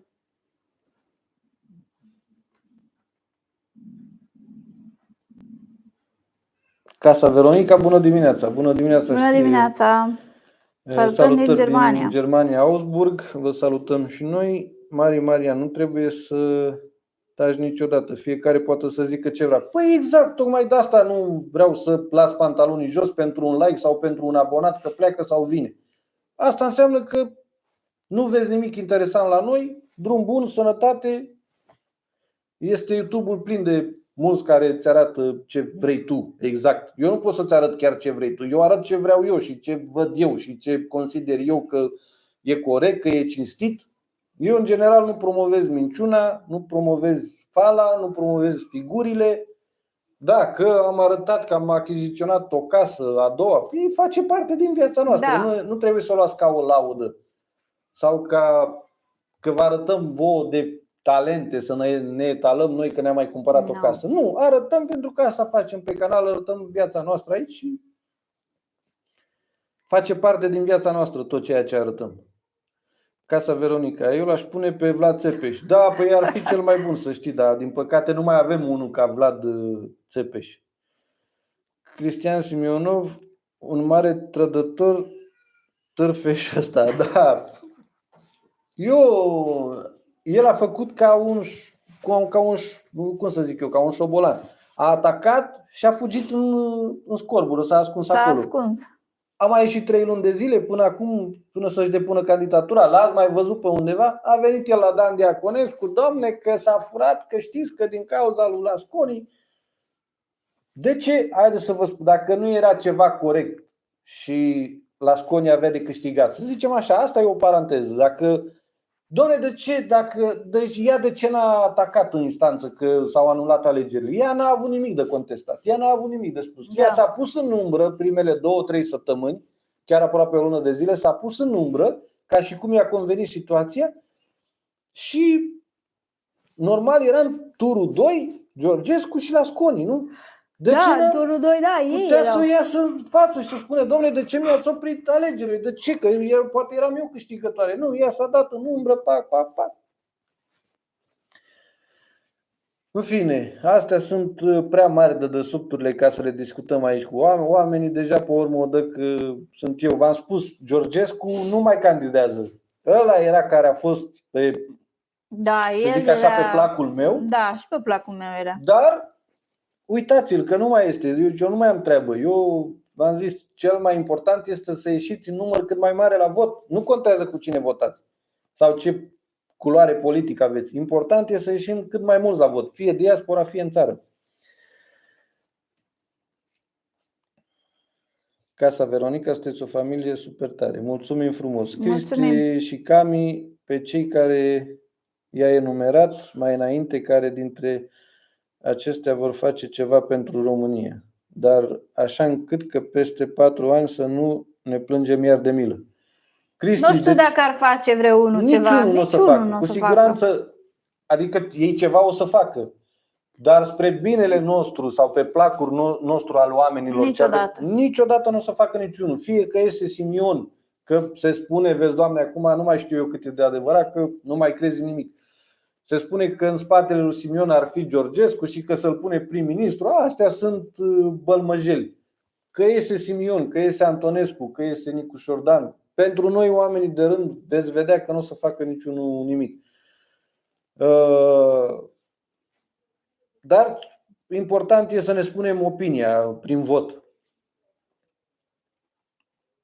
Fiecare cu părerea și experiența lui, ca să vedem. Corect. Exact asta am spus. Eu am părerea mea, dumneavoastră aveți părerea voastră. Dar dacă eu spun contra dumneavoastră, asta nu înseamnă că nu trebuie să mai discutăm sau să plecăm de la o discuție. Un pic, n-am mai citit pe asta că l-am pune pe Vlad Țepeș. Cred că am mai citit. Păi și de ce mi-a fugit? Mi-a fugit el. Sau a scris din nou, cred, nu știu. În fine, mi-a fugit comentariile. Stai un pic că le dăm sus. Așa. Adina, o duminică frumoasă vă doresc, nu mai sunteți în comunism, să fim de acord cu toți ca la un candidat. Avem toți opinii diferite, puncte diferite de vedere, de aceea este așa de greu. De ce este așa de greu de înțeles? Ce dezamăgiri. Da, Adina, din păcate oamenii nu înțeleg că dacă eu spun punctul meu de vedere, nu înseamnă că și el sau tu, scuză-mă că spun tu, dumneavoastră la rândul vostru să fiți de acord cu mine. Nu, eu spun opinia mea, am spus că nu vreau un președinte cu numele de Ilie și că nu e potrivit, e părerea mea. Cum de altfel am dat și dreptate la altcineva mai sus când a spus că a făcut din Oradea un oraș european. Da, și așa este, corect. Unde e dreptate, e dreptate. Dar eu nu vreau un președinte cu numele de Ilie. Mai departe, altul vrea cu Antonescu sau nu vrea cu Antonescu. Acum eu ce să zic? Da, bă, de ce? Tu trebuie să fii ca mine, cum zic eu, cu Nicu Șordan. Fiecare este cu cine vrea el și cu cine crede că face ceva, o schimbare bună pentru țară și pentru noi oamenii. Că asta ne dorim până la urmă, să facă ceva schimbări în folosul nostru al oamenilor, să beneficiem de ceva din aceste schimbări, din aceste alegeri. Că de-aia se fac odată la 4 ani, nu? Nu să le fie lor bine, să ne fie nouă și nouă bine. Că de-aia mergem să alegem, nu? Să schimbăm ceva care n-a mers în urmă cu 4 ani sau 5 ani. Adică, ăla a fost 4-5 ani, nu mi-a plăcut. Hai să punem altceva, dacă nu lăsăm, nu știu, tot pe Iohannis, că, cu toate că nu mai avea dreptul să candideze, că și-a făcut 2 mandate, dar ca idee, nu? De-aia există aceste schimbări, ca să schimbăm ceva dacă nu ne place, nu? Dar, na.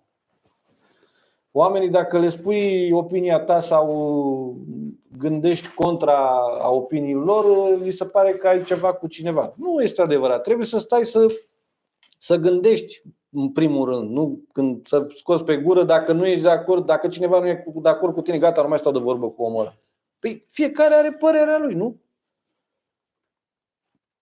Atunci n-am mai avea socializare între noi deloc. Dacă fiecare ar avea doar el dreptate, păi atunci nu poți să mai stai cu nimeni pe stradă. Băi, ce te-ai îmbrăcat, bă, cu roșul așa? Dar trebuie să ne luăm de oameni, nu? Că tu ești om să te îmbraci în roșu. Fac așa o chestie, nu? Trebuie să fim de acord cu părerea, cum trebuie să fim de acord și cu ăla. Dacă ăla vrea să fie homosexual, să fie homosexual, dă-l în durerea lui, nu? Ce să-i fac eu acum? Se va schimba un homosexual să nu mai fie dacă îi spun eu, bă, de ce ești niciodată. Asta trebuie să înțeleagă oamenii, că fiecare avem dreptul la replică și la alegere. Matita colorată, bună Matita și ție. Bună. Casa Veronica, bine spus. Cristian Simionov a dat statuile voievozilor români din Oradea, Nea Elie Monoșpăreanu. Nu știu, eu știu trecutul lui destul de bine, l-am citit și l-am înțeles și știu ce a făcut el și ce a fost. Și tocmai de aceea zic că nu este potrivit pentru țară. Da, ce a făcut el la Oradea, că a mai tras pe stânga, pe dreapta, a dezvoltat orașul ăla, l-a adus la nivel european, asta e adevărat, dar eu consider că pentru țară nu este bun. Vasile Căzănel, salutări din Veneția. Salutări. Vasile. Cătălina Dupoi, bună ziua de la Brașov. Bună ziua. Bună ziua, hai că mai intrat și de prin țară, că până acum am stat de vorbă numai cu cei de prin Italia, Germania, care suntem plecați în afară. Mai intrat și cei din țară, să ne mai spuneți și nouă ce vă convine, ce ați vrea să se schimbe, cu ce sunteți de acord, cu ce nu sunteți de acord. Doar discutăm, nu ne luăm la bătaie aici, să știți. Care este supărăcios ca doamna, că nu mai știu cum, Cornelia Ifrim. Cornelia. Stați și ascultați doar dacă nu sunteți supărăcios, puteți să vă băgați în discuții, că noi nu ne supărăm. Da, a spus doamna că nu ne mai urmărește, că pleacă, nicio problemă, drum bun, care e problema? Asta e. Mai departe, Didina Stanciu ne trimite trandafiri. Șenol Gemil, în Constanța este tornadă. Nașpa. Renata Valirus, fiecare alege după cum crede că e mai bine. O fi făcute lucruri bune în Oradea, dar a și dat toate statuile personalităților române jos ca să pună pe ale Ungariei. Vedeți, fiecare vine cu varianta lui. Acum eu ce pot să zic? Sau trebuie să vină acum cei care îl apreciază, sunt deja, îl crede ca un tămăduitor. Păi da, dar trebuie așa, că nu, da, fiecare, uite, are părerea lui, că a făcut și lucruri bune, dar a făcut și rele, nu? Trebuie să așa socializăm, oameni buni. Discutând, dacă nu acceptăm părerea celuilalt, niciodată nu o să ajungem la un bun consens. Unde am rămas aici? Acolo la... Pe Terheș, ca și pe Bolojan, nu îl ajută fața. Da, nu neapărat că nu caracterizăm oamenii după față. Eu am zis așa ca să mai glumim un pic, dar nu sunt oameni care din punctul meu de vedere, nu. Favoriți, cum am spus, ăștia 4 sunt. Acum fiecare voi votați cu cine vreți, dar ăștia îi văd eu. Și finaliști, Simion cu Nicușor Dan. Acum părerea mea e 50-50. Nu pot să dau un pronostic că Simion va câștiga în turul 2 sau Nicușor Dan. Eu sunt 50-50. Nu pot să mă duc cu un procentaj peste, că asta văd eu. Șenol Gemil, felicitări pentru casă și mașină. Mulțumim frumos. Miaela. Corect, Terheș și alunecos.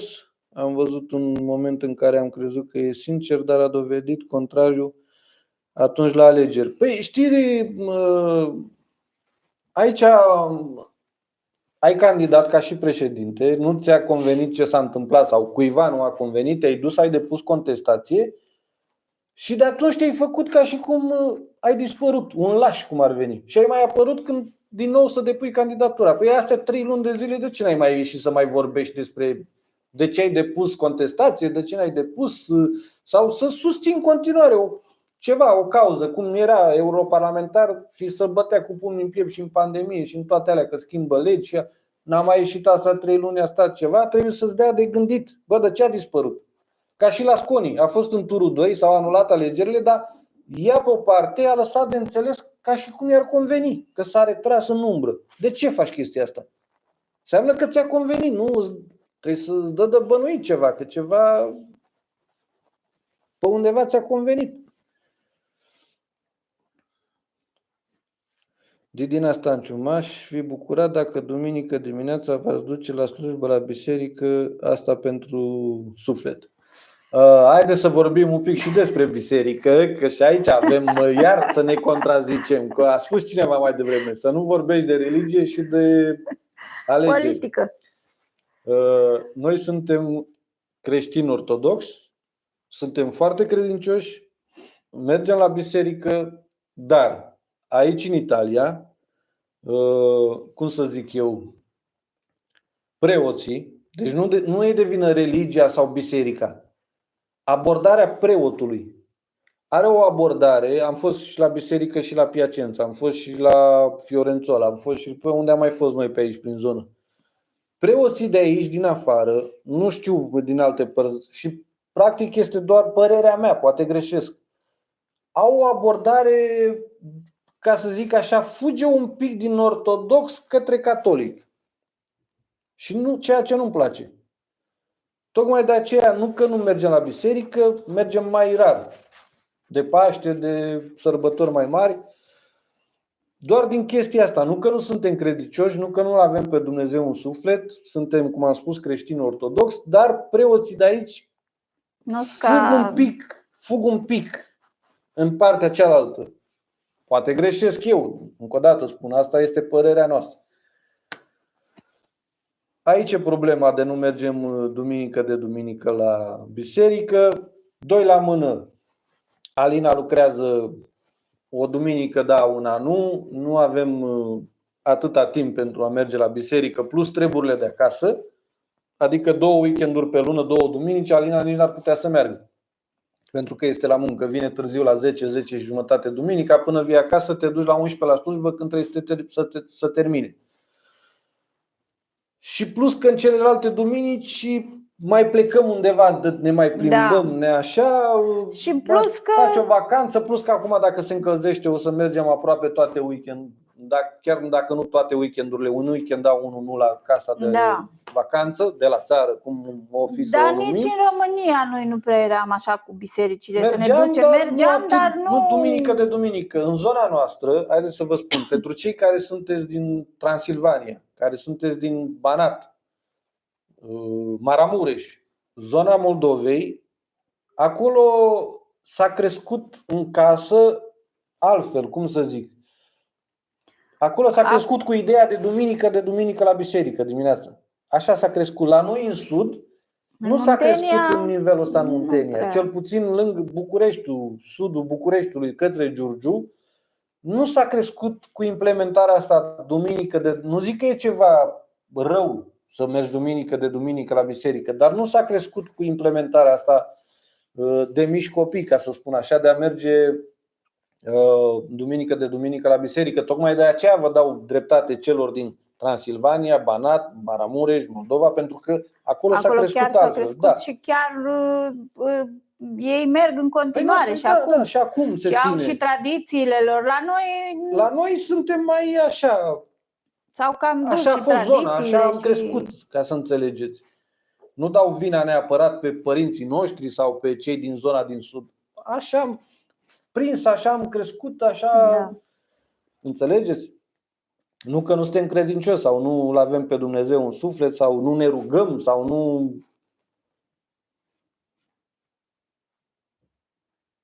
Mai departe, Casa Veronica. Am ajuns la biserică azi de ziua crucii, vă urez lumină în suflet și numai bine tuturor românilor de pretutindeni. Mulțumim frumos. Asemenea urăm și noi tuturor românilor și dumneavoastră, bineînțeles. Mari Marian, salut Brașovul, orașul meu natal. Salut pe toți brașovenii. Așa. Vica Butaru. Bună ziua, vă salut din Constanța. Bună ziua și noi vă salutăm. Vica. Coni, vă urmăresc pentru că îmi place de voi. Îmi place armonia din familia voastră și iubesc Italia. Mulțumim frumos. Adina când trăim afară din România, poate avem ochi mult mai deschiși. Ne schimbăm felul de a gândi, vedem cum alte naționalități mult mai dezvoltate gestionează politica etc. Da, nu zicem că nu putem să ne considerăm mai deștepți sau că, dar facem o comparație. Aici e problema. Am trăit la noi în țară într-un model, într-un mod, într-un stil și deodată ne-am trezit într-o societate care totul este divers. Adică eu când am venit aici, că cred că am mai povestit prin videourile noastre, după 6 luni de zile, sau când te-ai operat tu, când stăteam la Alzheimer? După vreo 4-6 luni. Da, cam așa. Deci după prima noastră, ca să zic, primul nostru contact cu Italia, după vreo 4 sau 6 luni, nu mai mi-aduc aminte exact bine, prin 2018, Alina a avut nevoie de operație aici în Italia.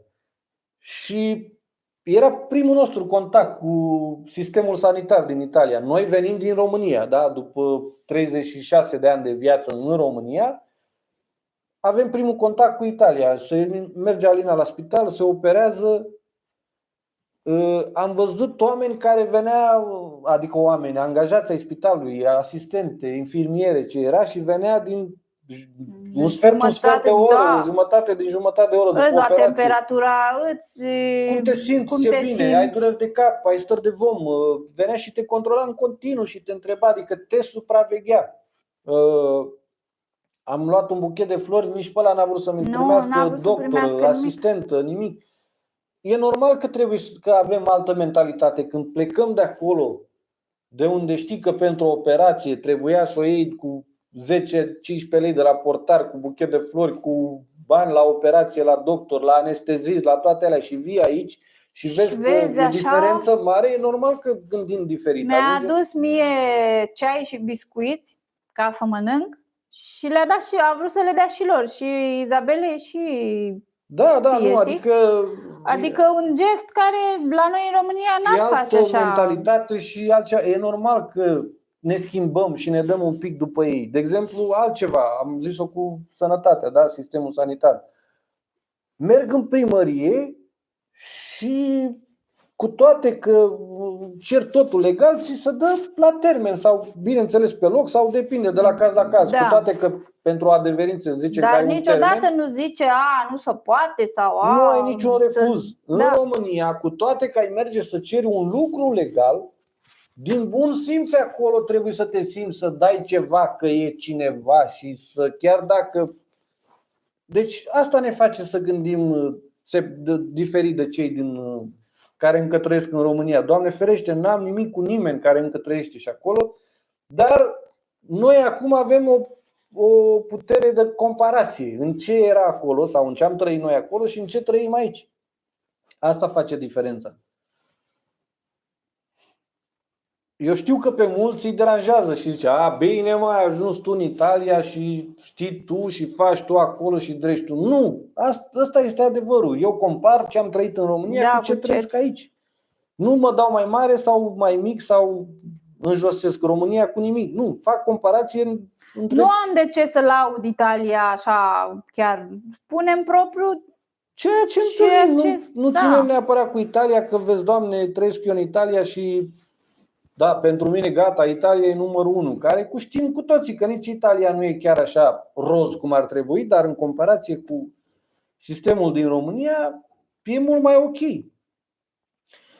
Mihai Antonescu, dacă ieșim din UE e o schimbare bună? Nu, în niciun caz, pentru că ne ajută mult Uniunea Europeană. Problema este alta, că lumea nu înțelege. Eu am o părere despre Uniunea Europeană. Ne-a băgat în Uniunea Europeană, ca și țară, ca și România vorbesc, ca să ne, cum să zic eu, să sugă România, să câștige de pe urma României. În primul rând, forța de muncă. Știu că mulți nu sunt de dreptate, dar forța de muncă românească în Europa contează foarte mult. Fie Germania, fie Italia, fie Belgia, fie Olanda. Pentru că toate aceste țări sunt foarte îmbătrânite. Ați văzut că sunt programe în Italia, de exemplu, a ieșit acum un program nou, cine se mută în Trentino, în zona Bolzano, prin munți, pe acolo, sunt localități care sunt depopulate. A ieșit acum un program care îți dă de la stat 100.000 de euro cu fond pierdut, adică să nu mai dai nimic înapoi pentru cumpărarea unei case, pentru dezvoltarea unei afaceri în zona acolo, pentru că sunt zone depopulate. Voi de ce credeți că fac aceste beneficii? Că nu mai fac copii, italienii, nemții, sunt țări depopulate în Europa, da? Și atunci ei au nevoie de forță de muncă. Tocmai de aceea ține România la nivelul care îl ține. Bineînțeles, gândirea mea, atâta cât mă duce pe mine capul. Poate să nu fie ăsta adevărul, dar eu așa gândesc. În primul rând, pentru forța de muncă ne ține la nivelul ăla. Pentru că eu aș fi de părere, ai băgat o țară în Uniunea Europeană, două frate economic, aproape la același nivel, nu? Uite cum e și Spania, Italia, Germania. Bineînțeles că Germania e mult mai dezvoltată față de Italia, dar cât de cât și Italia este în spatele Germaniei acolo, adică sub, dar nu mare diferență, da? Economic vorbim.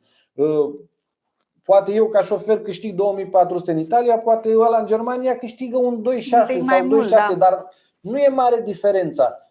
În schimb, diferența între România, care este băgată în Uniunea Europeană, și Italia, ca să zic așa, nu spun Germania, de la 2400 un șofer câștigă 1500, ceea ce e mult oricum pentru România. Un salariu mare, nu se câștigă chiar 1500. Ca să fii seara de seară acasă, unul care lucrează în București pe o basculă sau pe noi e undeva la 5.000 de lei, 6.000 de lei, da? Deci e mare diferența asta de la 2400 la 1200. De ce nu aduci și România cât de cât, nu la 2400, dar la 2000 de euro? Un șofer să câștige în București 2000 de euro, adică 100 de milioane vechi, și să fie seara de seară acasă. Ceea ce e greu, eu știu că mulți o să mă contrazică și o să spună că da, este, domne. Nu este adevărat. În România și chiar în București, că este capitală, să ai 2000 de euro, adică 100 de milioane net în mână vorbim, și să fii seara de seară acasă, nu există. Puteți să mă contraziceți cât o vrea voi. Eu știu că nu există. Aici este problema. De ce nu o aduci la nivelul Europei? Aici mă doare pe mine. Nu să ieșim din Europa, dar ai băgat-o în Europa, îi exploatezi forța de muncă pe teritoriul Europei, pentru că asta vrei, că ai nevoie de oameni, dar în țară nu ridici, pentru că dacă ar ridica salariile ca aici, adică o femeie de servicii în loc de 3.000 de lei să ia 1.200 sau 1.300 de euro, adică 6.000 de lei sau 7.000 de lei în țară, cu siguranță toate româncele n-ar mai lucra aici, s-ar întoarce înapoi acasă, da? Și toate badantele, că sunt multe femei, eu, Doamne ferește, nu râd de nimeni și cinste lor, cine face badante în Italia, eu știu ce îndură o femeie aici ca să lucreze, mai ales ca badantă, la moși, la babe, la bătrâni, eu știu. Cinste lor, cine poate să facă munca asta, eu mă înclin în fața lor. Atunci, dacă ei ar ridica salariul de femeie de serviciu sau îngrijitoare de la 3.000 de lei sau 3.500 și l-ar ridica la nivelul Italiei de 6.000 de lei în România, toată lumea s-ar duce acasă, iar ei nu doresc acest lucru. Să fie clar. Asta e problema mea cu Europa. Eu nu vreau să ieșim din Europa, nu. Din contră, să avem liberă circulație, sunt afaceri între România și Europa, nu? Să dezvolte economia, dar nu ține omul de rând prost, cum ar veni. Nu ține la nivelul ăla prost plătit. Adu-l cât de cât. Nu-i da 1.200 ca aici în Italia. Dă-i 1.000 de euro curați, 5.000 de lei în mână la o femeie de serviciu. Să vezi cum vin femeile acasă și lucrează în țară. Despre ce vorbim? Asta e realitatea și problemele.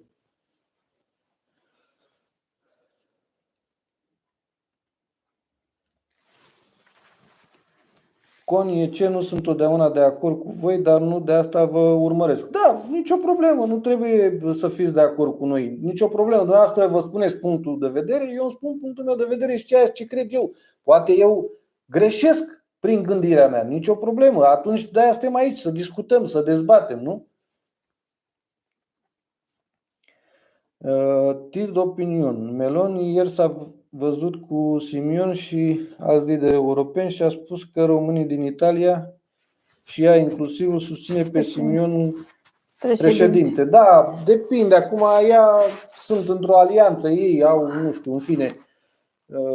Nu depinde mult ce susține Meloni, iar părerea românilor din Italia, nu. Eu am stat de vorbă și stânga și dreapta și nu toată lumea e cu Simion. Fiecare are opinia lui. Am văzut că mai sunt care sunt și cu Nicu Șordane, alții sunt cu Ponta, dar fiecare, eu n-am spus că susțin pe cineva anume, doar am spus că nu-mi place de Ilie Bolojan. Atât, tot. În primul rând nu-mi place numele lui să mă reprezinte în lume, nu doar în Europa, cineva Ilie. cu numele de Ilie.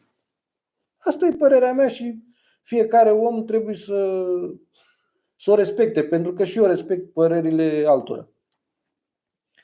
Cristian Simeon, trăim într-o iluzie că suntem liberi, dar votul tău ar conta cu adevărat, nu te-ar lăsa să votezi. Păi tocmai asta s-a întâmplat. Când am ieșit la vot și a contat votul nostru, s-a anulat, dacă faceți caz. Da? Ce s-a întâmplat când lumea a ieșit la vot și și-a spus opinia? Ți-a pus-o în nas. Stop! Ai văzut? Aici e problema. Nu că nu contează. Contează votul nostru, dar când deranjează este anulat. Mai departe. Șenol Gemil, canalul este ok. Mulțumim. Cristian Similo, ce spune Mark Twain și nimeni nu înțelege acum mulți ani. Am trăit pe pielea noastră iluzia democrației. Care democrație, Cristian? Că nu trăim în nicio democrație. Avem noi impresia. Atâta timp cât îți iese un prim-ministru. Deci eu n-am nimic, Ciolacu. Poate să fie oricine. Dar dacă el vine în fața poporului și spune puteți să votați cu cine votați, președinte este cu tăriță. Asta ce înseamnă? Nu poți să spui așa ceva întregii țări. Dar asta e democrație. Asta înseamnă că impui. Când cineva îți impune ceva, nu mai este democrație. Înseamnă că ca și doamna de mai devreme, șmecherii. Cornelia Ifrim. Dacă mi impunea să nu i-a plăcut de ceea ce vorbesc eu, înseamnă că mi-a impus ceva.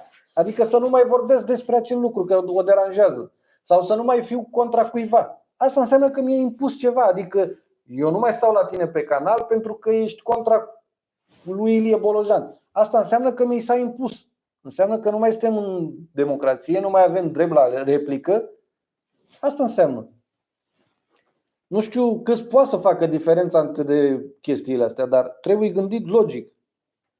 Când se vorbește și când se dă păreri și când se contrazice.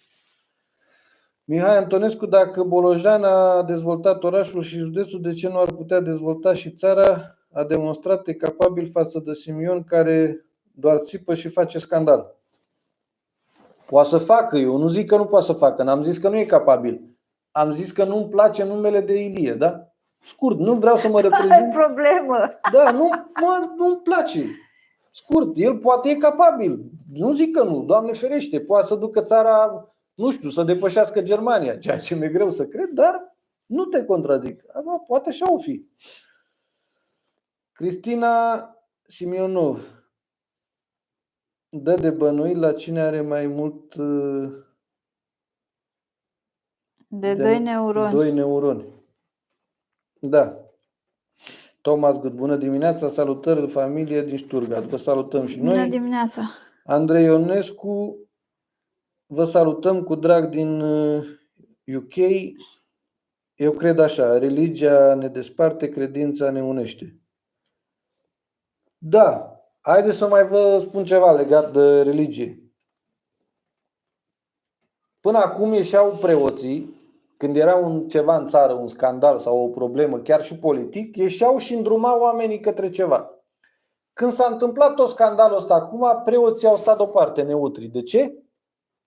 Da, nu s-au băgat. Că până acum se băgau în toate alea, aproape în orice. Religia, preoții, biserica, se băga în aproape în orice. De data asta parcă a stat în spate. Nu, aici mi-a dat un pic cu virgulă mie. Doar, nu știu, am eu poate o păsăre așa sucită, dar mie mi-a dat cu virgulă de data asta preoții. Violete, da, este o mare problemă, felicitări, mulțumesc, rămânem ortodoxi chiar dacă nu frecventăm mereu biserica. Asta spunem și noi. Credința oricum o ai în suflet, nu e că trebuie să mergi la biserică. În primul rând, în zilele noastre, eu nu știu, noi, familia noastră, suntem oameni care și plecăm mult, circulăm, nu?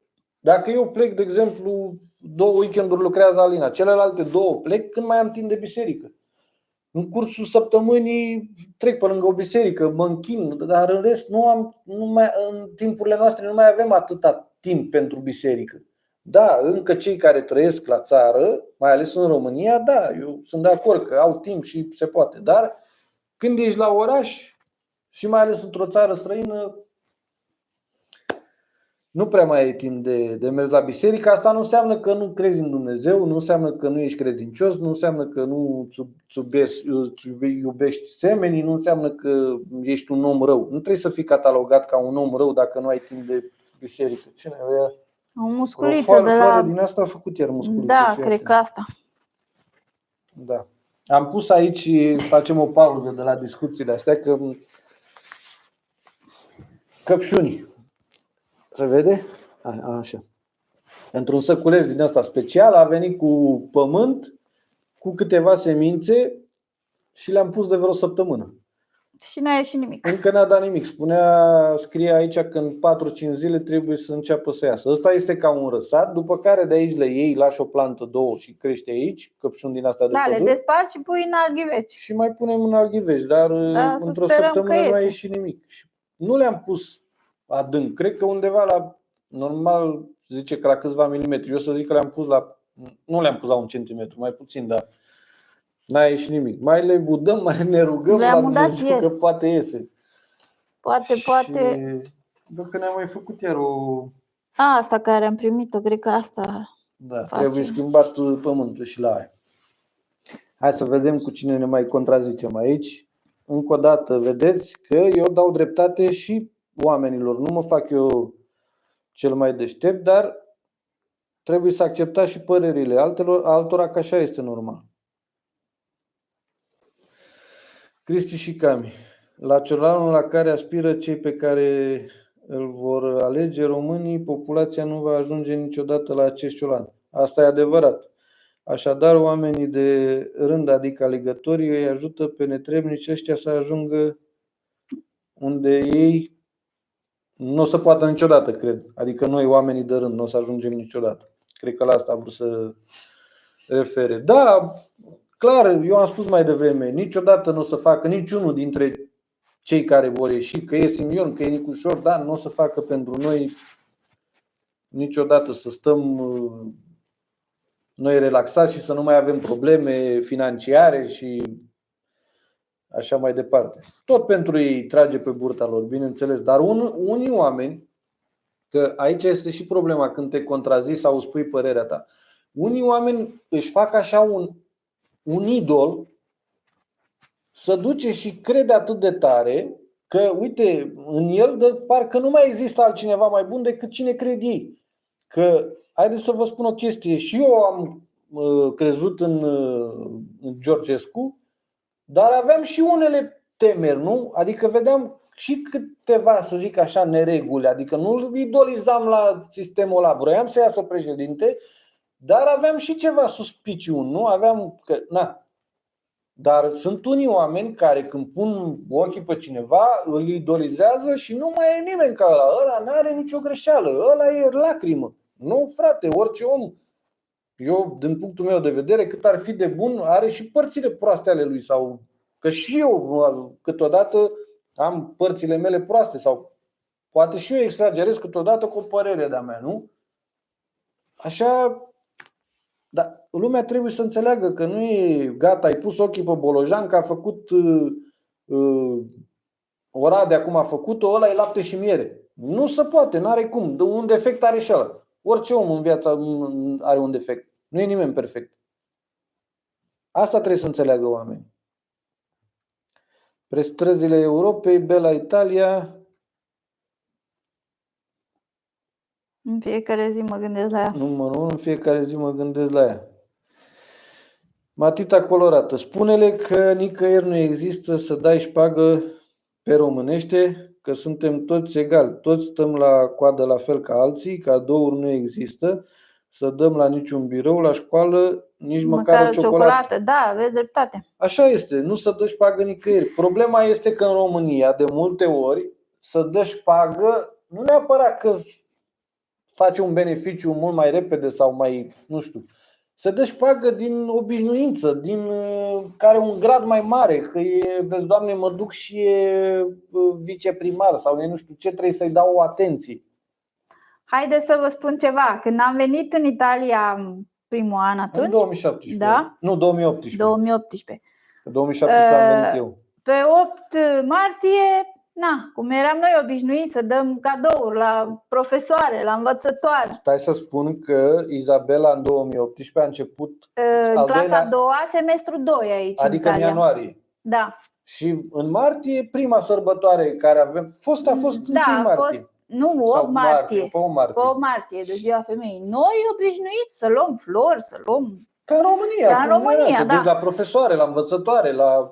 Și am cumpărat noi flori, cred că vreo 8 sau 9 buchete de flori. Da. Plus că pe lângă flori le-am făcut și câte o felicitare, așa, în formă de 8, frumoasă, cu niște floricele. Când o deschideai, se deschideau floricelele alea, foarte frumoase erau.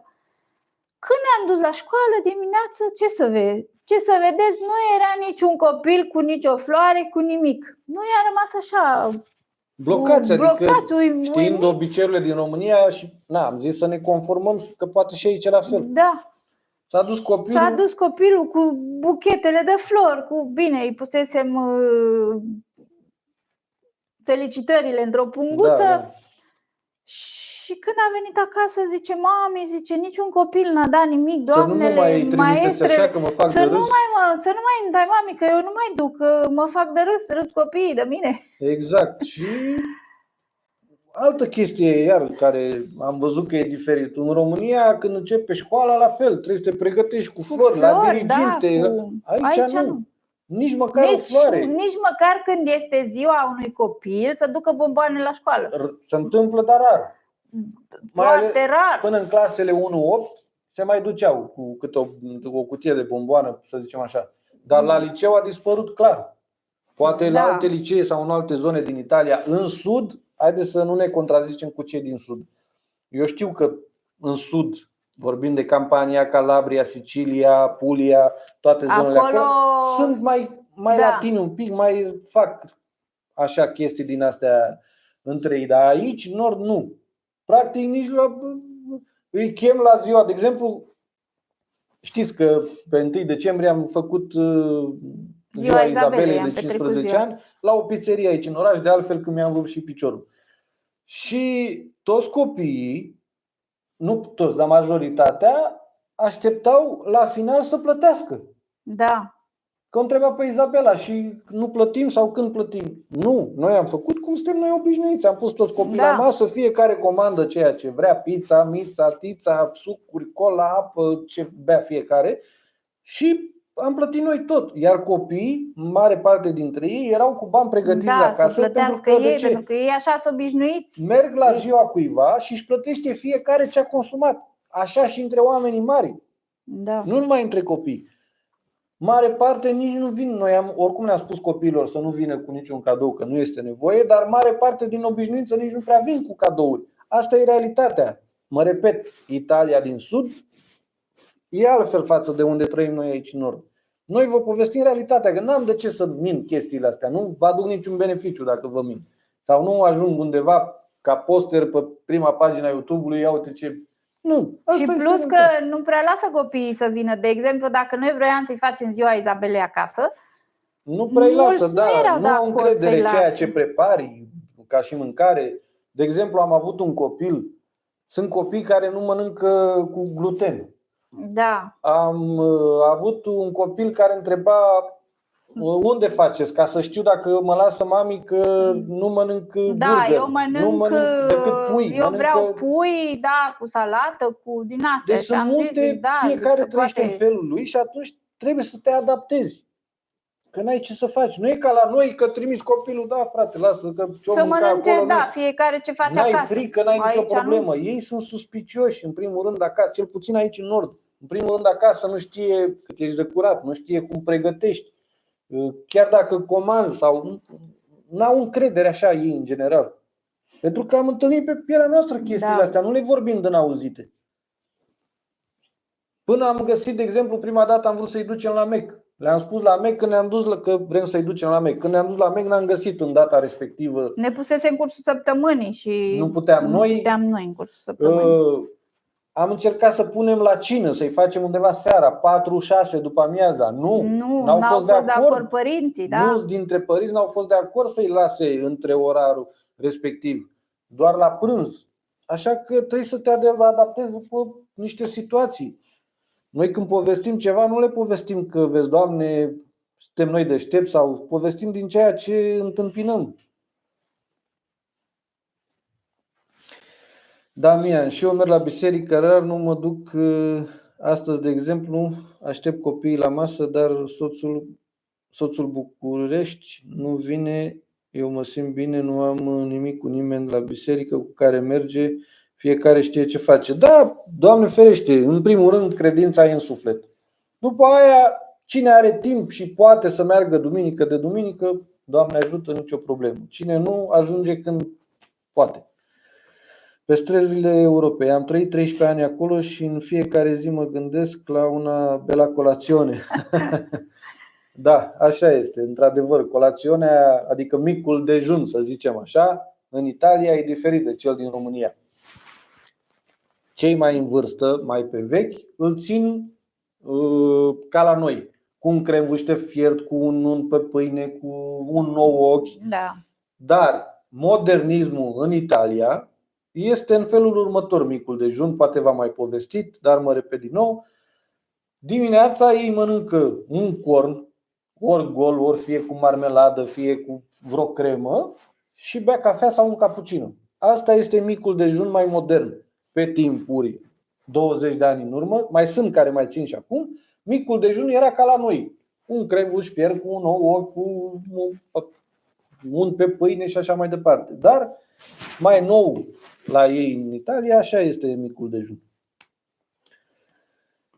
Și da, fiind de dulce și cafeaua, cea mai bună cafea din lume, pot să spun, n-are cum să nu-ți fie dor de colațiunea din Italia pe străzile Europei. Vica Butaru, vă apreciez pentru faptul că sunteți realiști. Mulțumim. Mulțumim, asta este părerea noastră, o spunem și în fața oamenilor, astea sunt principiile noastre.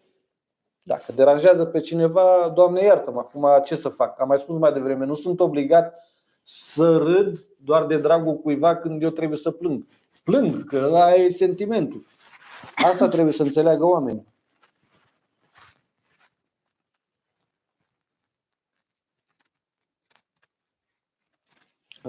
Renata Vali Rus, ne poți da un link să vedem acest proiect pentru zona Bolzano? Da, este cam toată zona Trento, acest proiect cu 100.000 de euro. N-am citit, e de 3-4 zile legea băgată. N-am citit toate detaliile, dar cu siguranță trebuie să, din ce am luat așa din zbor știrea, cu siguranță trebuie să vă mutați acolo în primul rând. Chiar dacă cumpărați casa, de exemplu cum aș vrea eu stau în Emilia Romagna, profit de această oportunitate, iau banii, cumpăr casa acolo, dar nu este de ajuns să cumperi casa. Trebuie să și trăiești acolo, da. Rezidența, să plătești gunoiul, să vadă că trăiești în zona, adică ei vor să repopuleze acele zone. Nu vă gândiți că este chiar în orașul Bolzano sau în orașele mari din Trentino, cum e Trento, Bolzano. Sunt în orașele mai montane care, dacă te muți în acea zonă, ți iei o casă, trebuie să faci o navetă până la locul de muncă sau îți dezvolți o afacere acolo pe plan local, dar în general sunt localități mici de 4, 500, 1000, 2000, 3000 de locuitori, ceva de genul. O să caut când o să termin live-ul și o să vă dau, poate la acest video sau chiar la mai multe videouri, o să le pun în descriere un link cu legea respectivă. Dar sunteți forțați să vă mutați acolo, adică ei vă dă banii și nu știu exact dacă se poate veni direct din România fără să ai deja o rezidență în Italia. Asta trebuie de văzut și interesat. Dacă poți să vii direct din România, să zicem așa, neavând nicio rezidență deloc în Italia sau ceva, dacă poți să accesezi. Asta trebuie de citit legea bine și de interesat.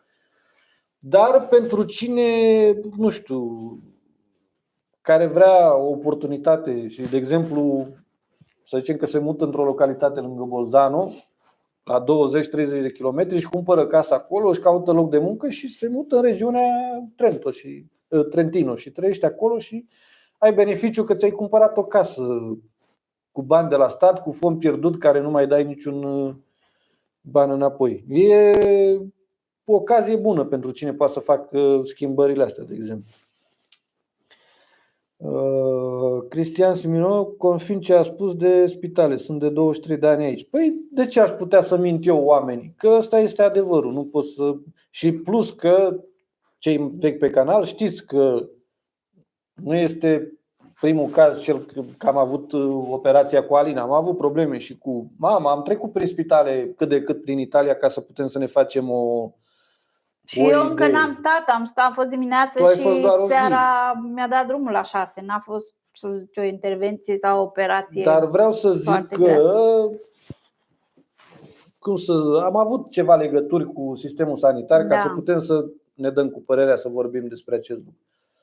Am văzut că deja au plecat, acum am uitat, ceva răutăcioși care treaba lor să fie sănătoși. Noi n-am pierdut nimic, ei pierd, de la aveam, să zicem, 6117, acum sunt 6112, adică vreo 5. Nicio problemă. Cine a plecat și nu e de acord cu mine, nu-l obligă nimeni să fie de acord cu mine, nici să stea aici. Așa că, care nu sunteți abonați, puneți și voi un like la acest video și abonați-vă la canal. Stai un pic să mă uit aici. 111 like-uri avem. Da.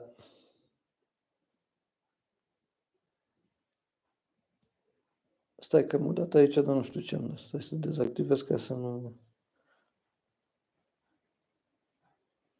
Ok.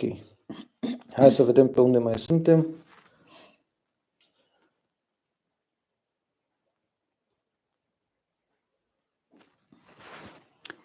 Trebuie să mă duc să mă mai uit la carnea aia să văd dacă s-a... am pierdut ceva comentarii, nu? Aici am rămas. Vă salut din Cremona și Forță Simion. Cred că acolo. Da. Nu mai suntem aici. Nu ai cum, suntem peste Grecia, Ungaria, Bulgaria, Serbia, doar Polonia e puțin peste noi. Păi voi n-ați înțeles ceva sau poate nu știți. Calcan Bogdan. Grecia a pus-o la genunchi tot Europa. Pentru că Grecia, înainte să intre în Europa, era mult mai dezvoltată și mult mai bine stătea economic Grecia. Dar ce s-a întâmplat? De când a intrat în Europa Grecia, au făcut în așa fel încât au îndatorat-o Uniunea Europeană până a adus-o în colaps, până a adus-o în faliment. Ceea ce va urma și cu România, pentru că voi uitați-vă la datoriile care le avem către Uniunea Europeană în primul rând. Eu am mai spus și mă repet, nu trebuie să ieșim din Uniunea Europeană. Să cerem Uniunii Europene, nu ajutor, să ne aducă pe linia cât de cât de plutire cu toate țările care fac parte din Uniunea Europeană. Ia uitați-vă voi, că nu știu câți din cei care sunteți pe afară, de exemplu în Anglia,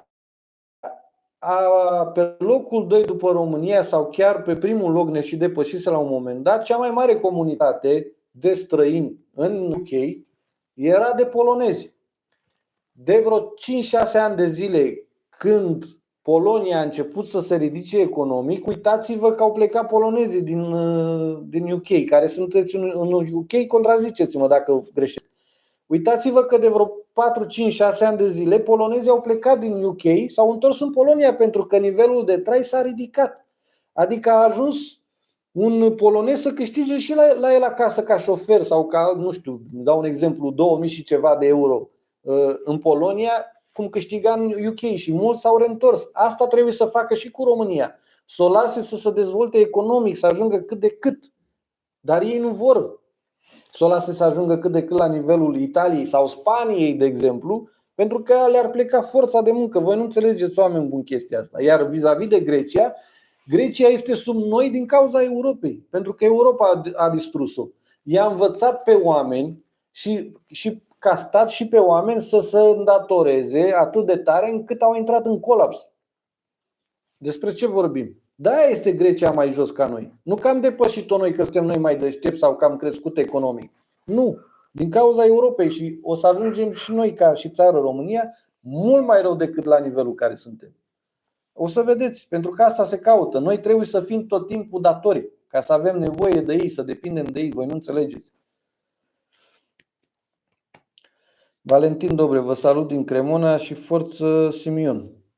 Fiecare cu opinia lui. Dacă tu zici forță Simion, de acord cu tine sunt și eu. Ioana Rus Mile. Salutăm și noi Ioana Rus. Mai Pavia Diari. Am spus că Georgescu nu ar fi făcut nimic, el este el ceva. Exact că ca nu ceilalți. ar fi făcut nici el. Nici el ceva. Este exact ca ceilalți și mi-a dat multe pe alt canal. Dacă doriți discuții, de ce închideți posibilitatea la răspuns? Păi cum am închis posibilitatea la răspuns? Mute pe alt canal. La noi pe canal nu aveți mute, că dacă aveați mute nu puteați să scrieți. Eu așa nu înțeleg, că i-am dat mut pe alt canal.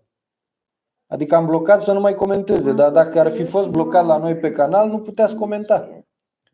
Atâta timp cât a scris înseamnă că nu sunteți blocat sau blocată.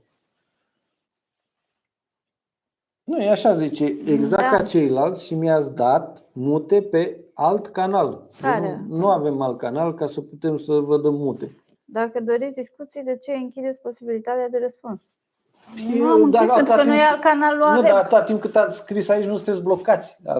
Cine poate să scrie nu este blocat. Cine scrie și nu-i apare comentariul aici înseamnă că este blocat. Ca să înțelegeți. Marian, pentru că șpagă ai un folos, ăsta este termenul. Da, România e țara, mai bine zici șpagă în loc de România, îmi pune numele. Marian, de asta este în Italia. Da, așa este în Italia. Dacă e ziua ta, tu îi plătești partea. Îți plătești partea. Eu am făcut la fel de ziua soției mele și le-am spus să comande tot ce vor, că plătim noi. Nu, ei și toți au rămas blocați, cum să plătim noi. Da, exact cum s-a întâmplat la noi cu colegii Izabelei. Ei au o altă mentalitate despre lucrurile astea. Nu trebuie să fii tu, dacă te-ai invitat la ziua onomastică a unui copil sau a unui prieten, ei au o mentalitate că nu ești obligat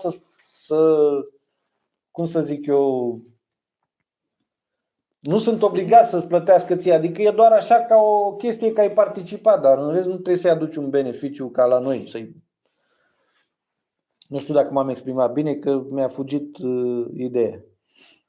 Da, așa, unde mai suntem aici? Cosmin Florescu, cunosc coleg de muncă și am participat la discuție. Eram de față gen, i-au învățat la ei acasă la masă, au comandat pizza și i-au plătit jumătate.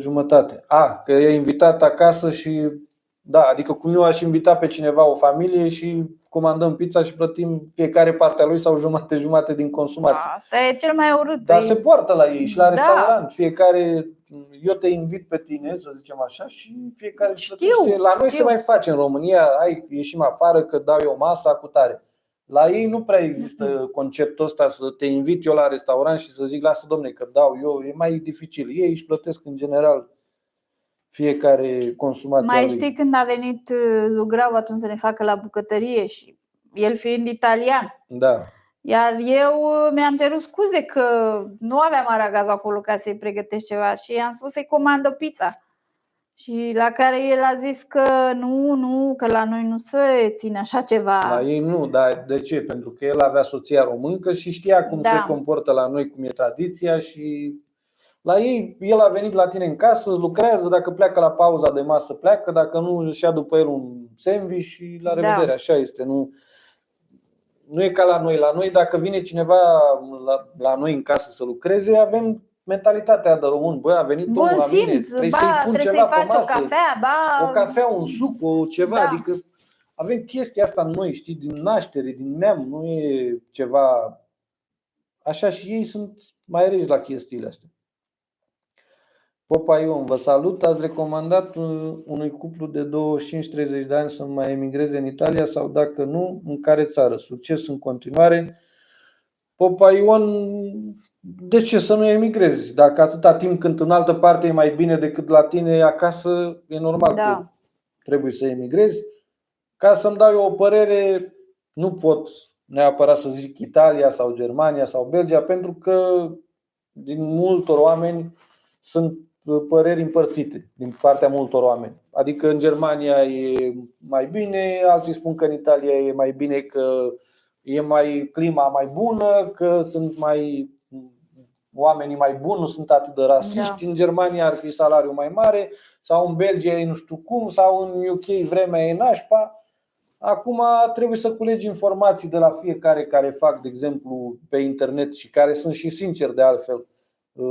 Cum prezint eu în Italia, cum prezintă alții în Spania, în Anglia, să vezi plus minus veniturile care ar fi unei familii care lucrează o persoană, care lucrează doi, depinde câți membri sunteți în familie, și atunci trebuie să-ți faci singur o idee din ceea ce vezi pe la noi așa. Ca să îndrum eu, nu pot să fac chestia asta pentru că nu vreau adică nu vreau.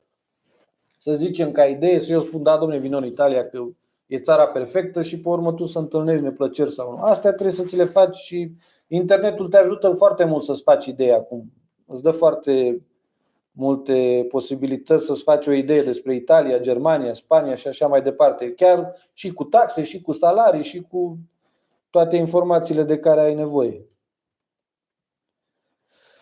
Cristica, mi-a împățit și eu la ziua fetelor noastre. Copila care a venit la ziua fetelor era vegetariană. Am mâncat la sarmale că ne-am crucit.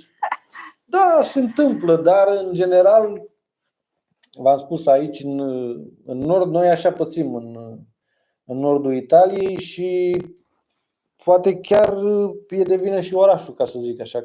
Poate alte orașe mai la 50 de kilometri sunt mai libertini oamenii un pic sau mai, acum fiecare.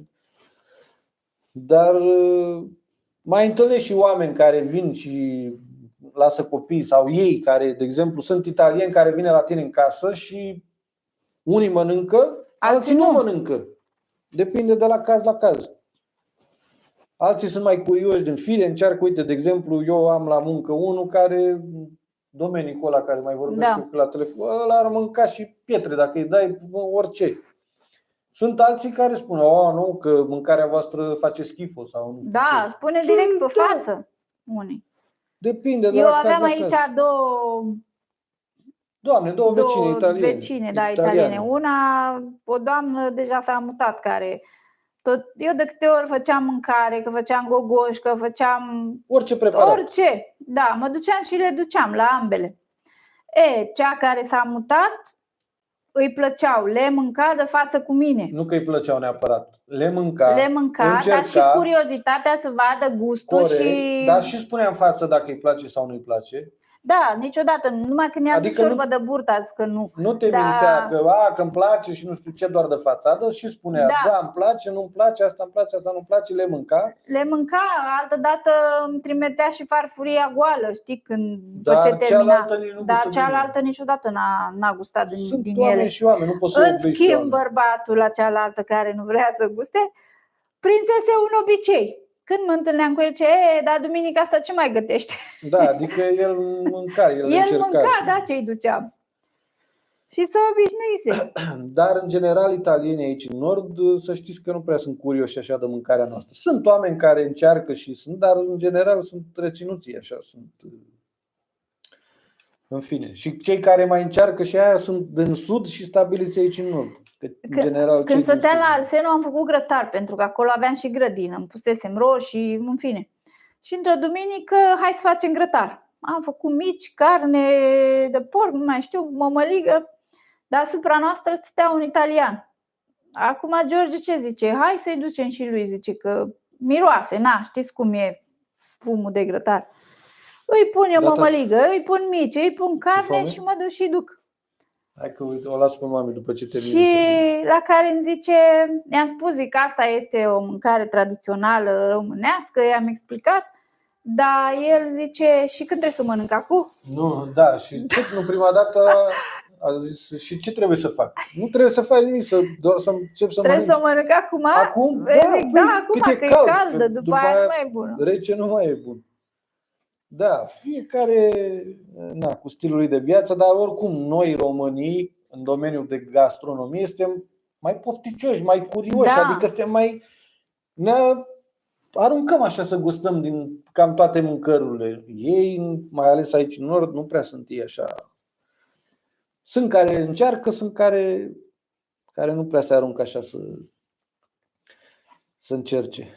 Mari Marian, Popa, du-te liniștit, nu pierzi nimic, vei vedea, poate un pic mai greu la început până te vei acomoda. Deci fus cât mai poți, să referă la cine a întrebat cuplu dacă între 25 și 30 de ani să plece din țară. Da, cu siguranță oricare altă țară o vei alege în afară de România, la momentul actual vorbesc, nu știu ce va fi în următorii 2, 3, 5 ani, dar la momentul actual, că pleci în Spania, Italia, Germania, cu siguranță o să fie mult mai bine. Bineînțeles că o să ai la început neplăceri, cum a spus și Mari Marian, până te acomodezi, o să ai până te dai locului, cum să zice mai pe românește, dar după aia o să fie mult mai ok ca și în România. Și în Gemil, cum vi se par prețurile din RO față de Italia? Mari, direct, scurt, chiar dacă se mai dezabonează 10 persoane, mari, scurt, ăsta e cuvântul, prețuri foarte mari. Mari Marian, Senol, prețurile sunt plus minus la fel. Da, dar dacă comparăm economia și veniturile, pentru mine sunt mari, exagerate, foarte mari. Cosmine, unde Izabela îmi lipsește veselia ei, este și ea aici. Nu mai poate de foame. A fost la ea în dormitor până acum, este și cam răcită, un pic mai tușește, de-aia a stat în dormitor ca să nu se audă în continuu. Și de aceea a stat mai în spate așa. Referitor la casele de la Bolzano, trebuie să fii rezident în Italia sau cetățean italian rezident al estero. Am văzut pe un canal de știri italian, este și pe YouTube.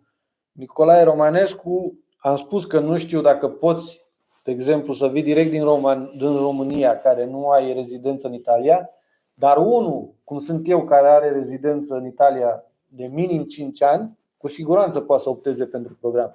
Nu mai vorbim de cei care au cetățenie italiană, dar chiar și rezidenți. Nu este o lege că dacă nu ai cetățenie, nu. Merge și la rezidenți. Nu știu dacă vii direct din România și optezi pentru a te muta din România direct. Trebuie citită legea bine. Dar pentru cei care sunt în Italia și au rezidență, poate să opteze pentru program. Ionescu Dan, o familie frumoasă și muncitoare. Bravo, mulțumim. Adrian Zaneta, sunt de peste 15 ani în UK și sunt mulțumit. Bravo, foarte bine. Oricum e mai bine ca în România de 1000 de ori. Mai Pavia Diari. Mi-ați dat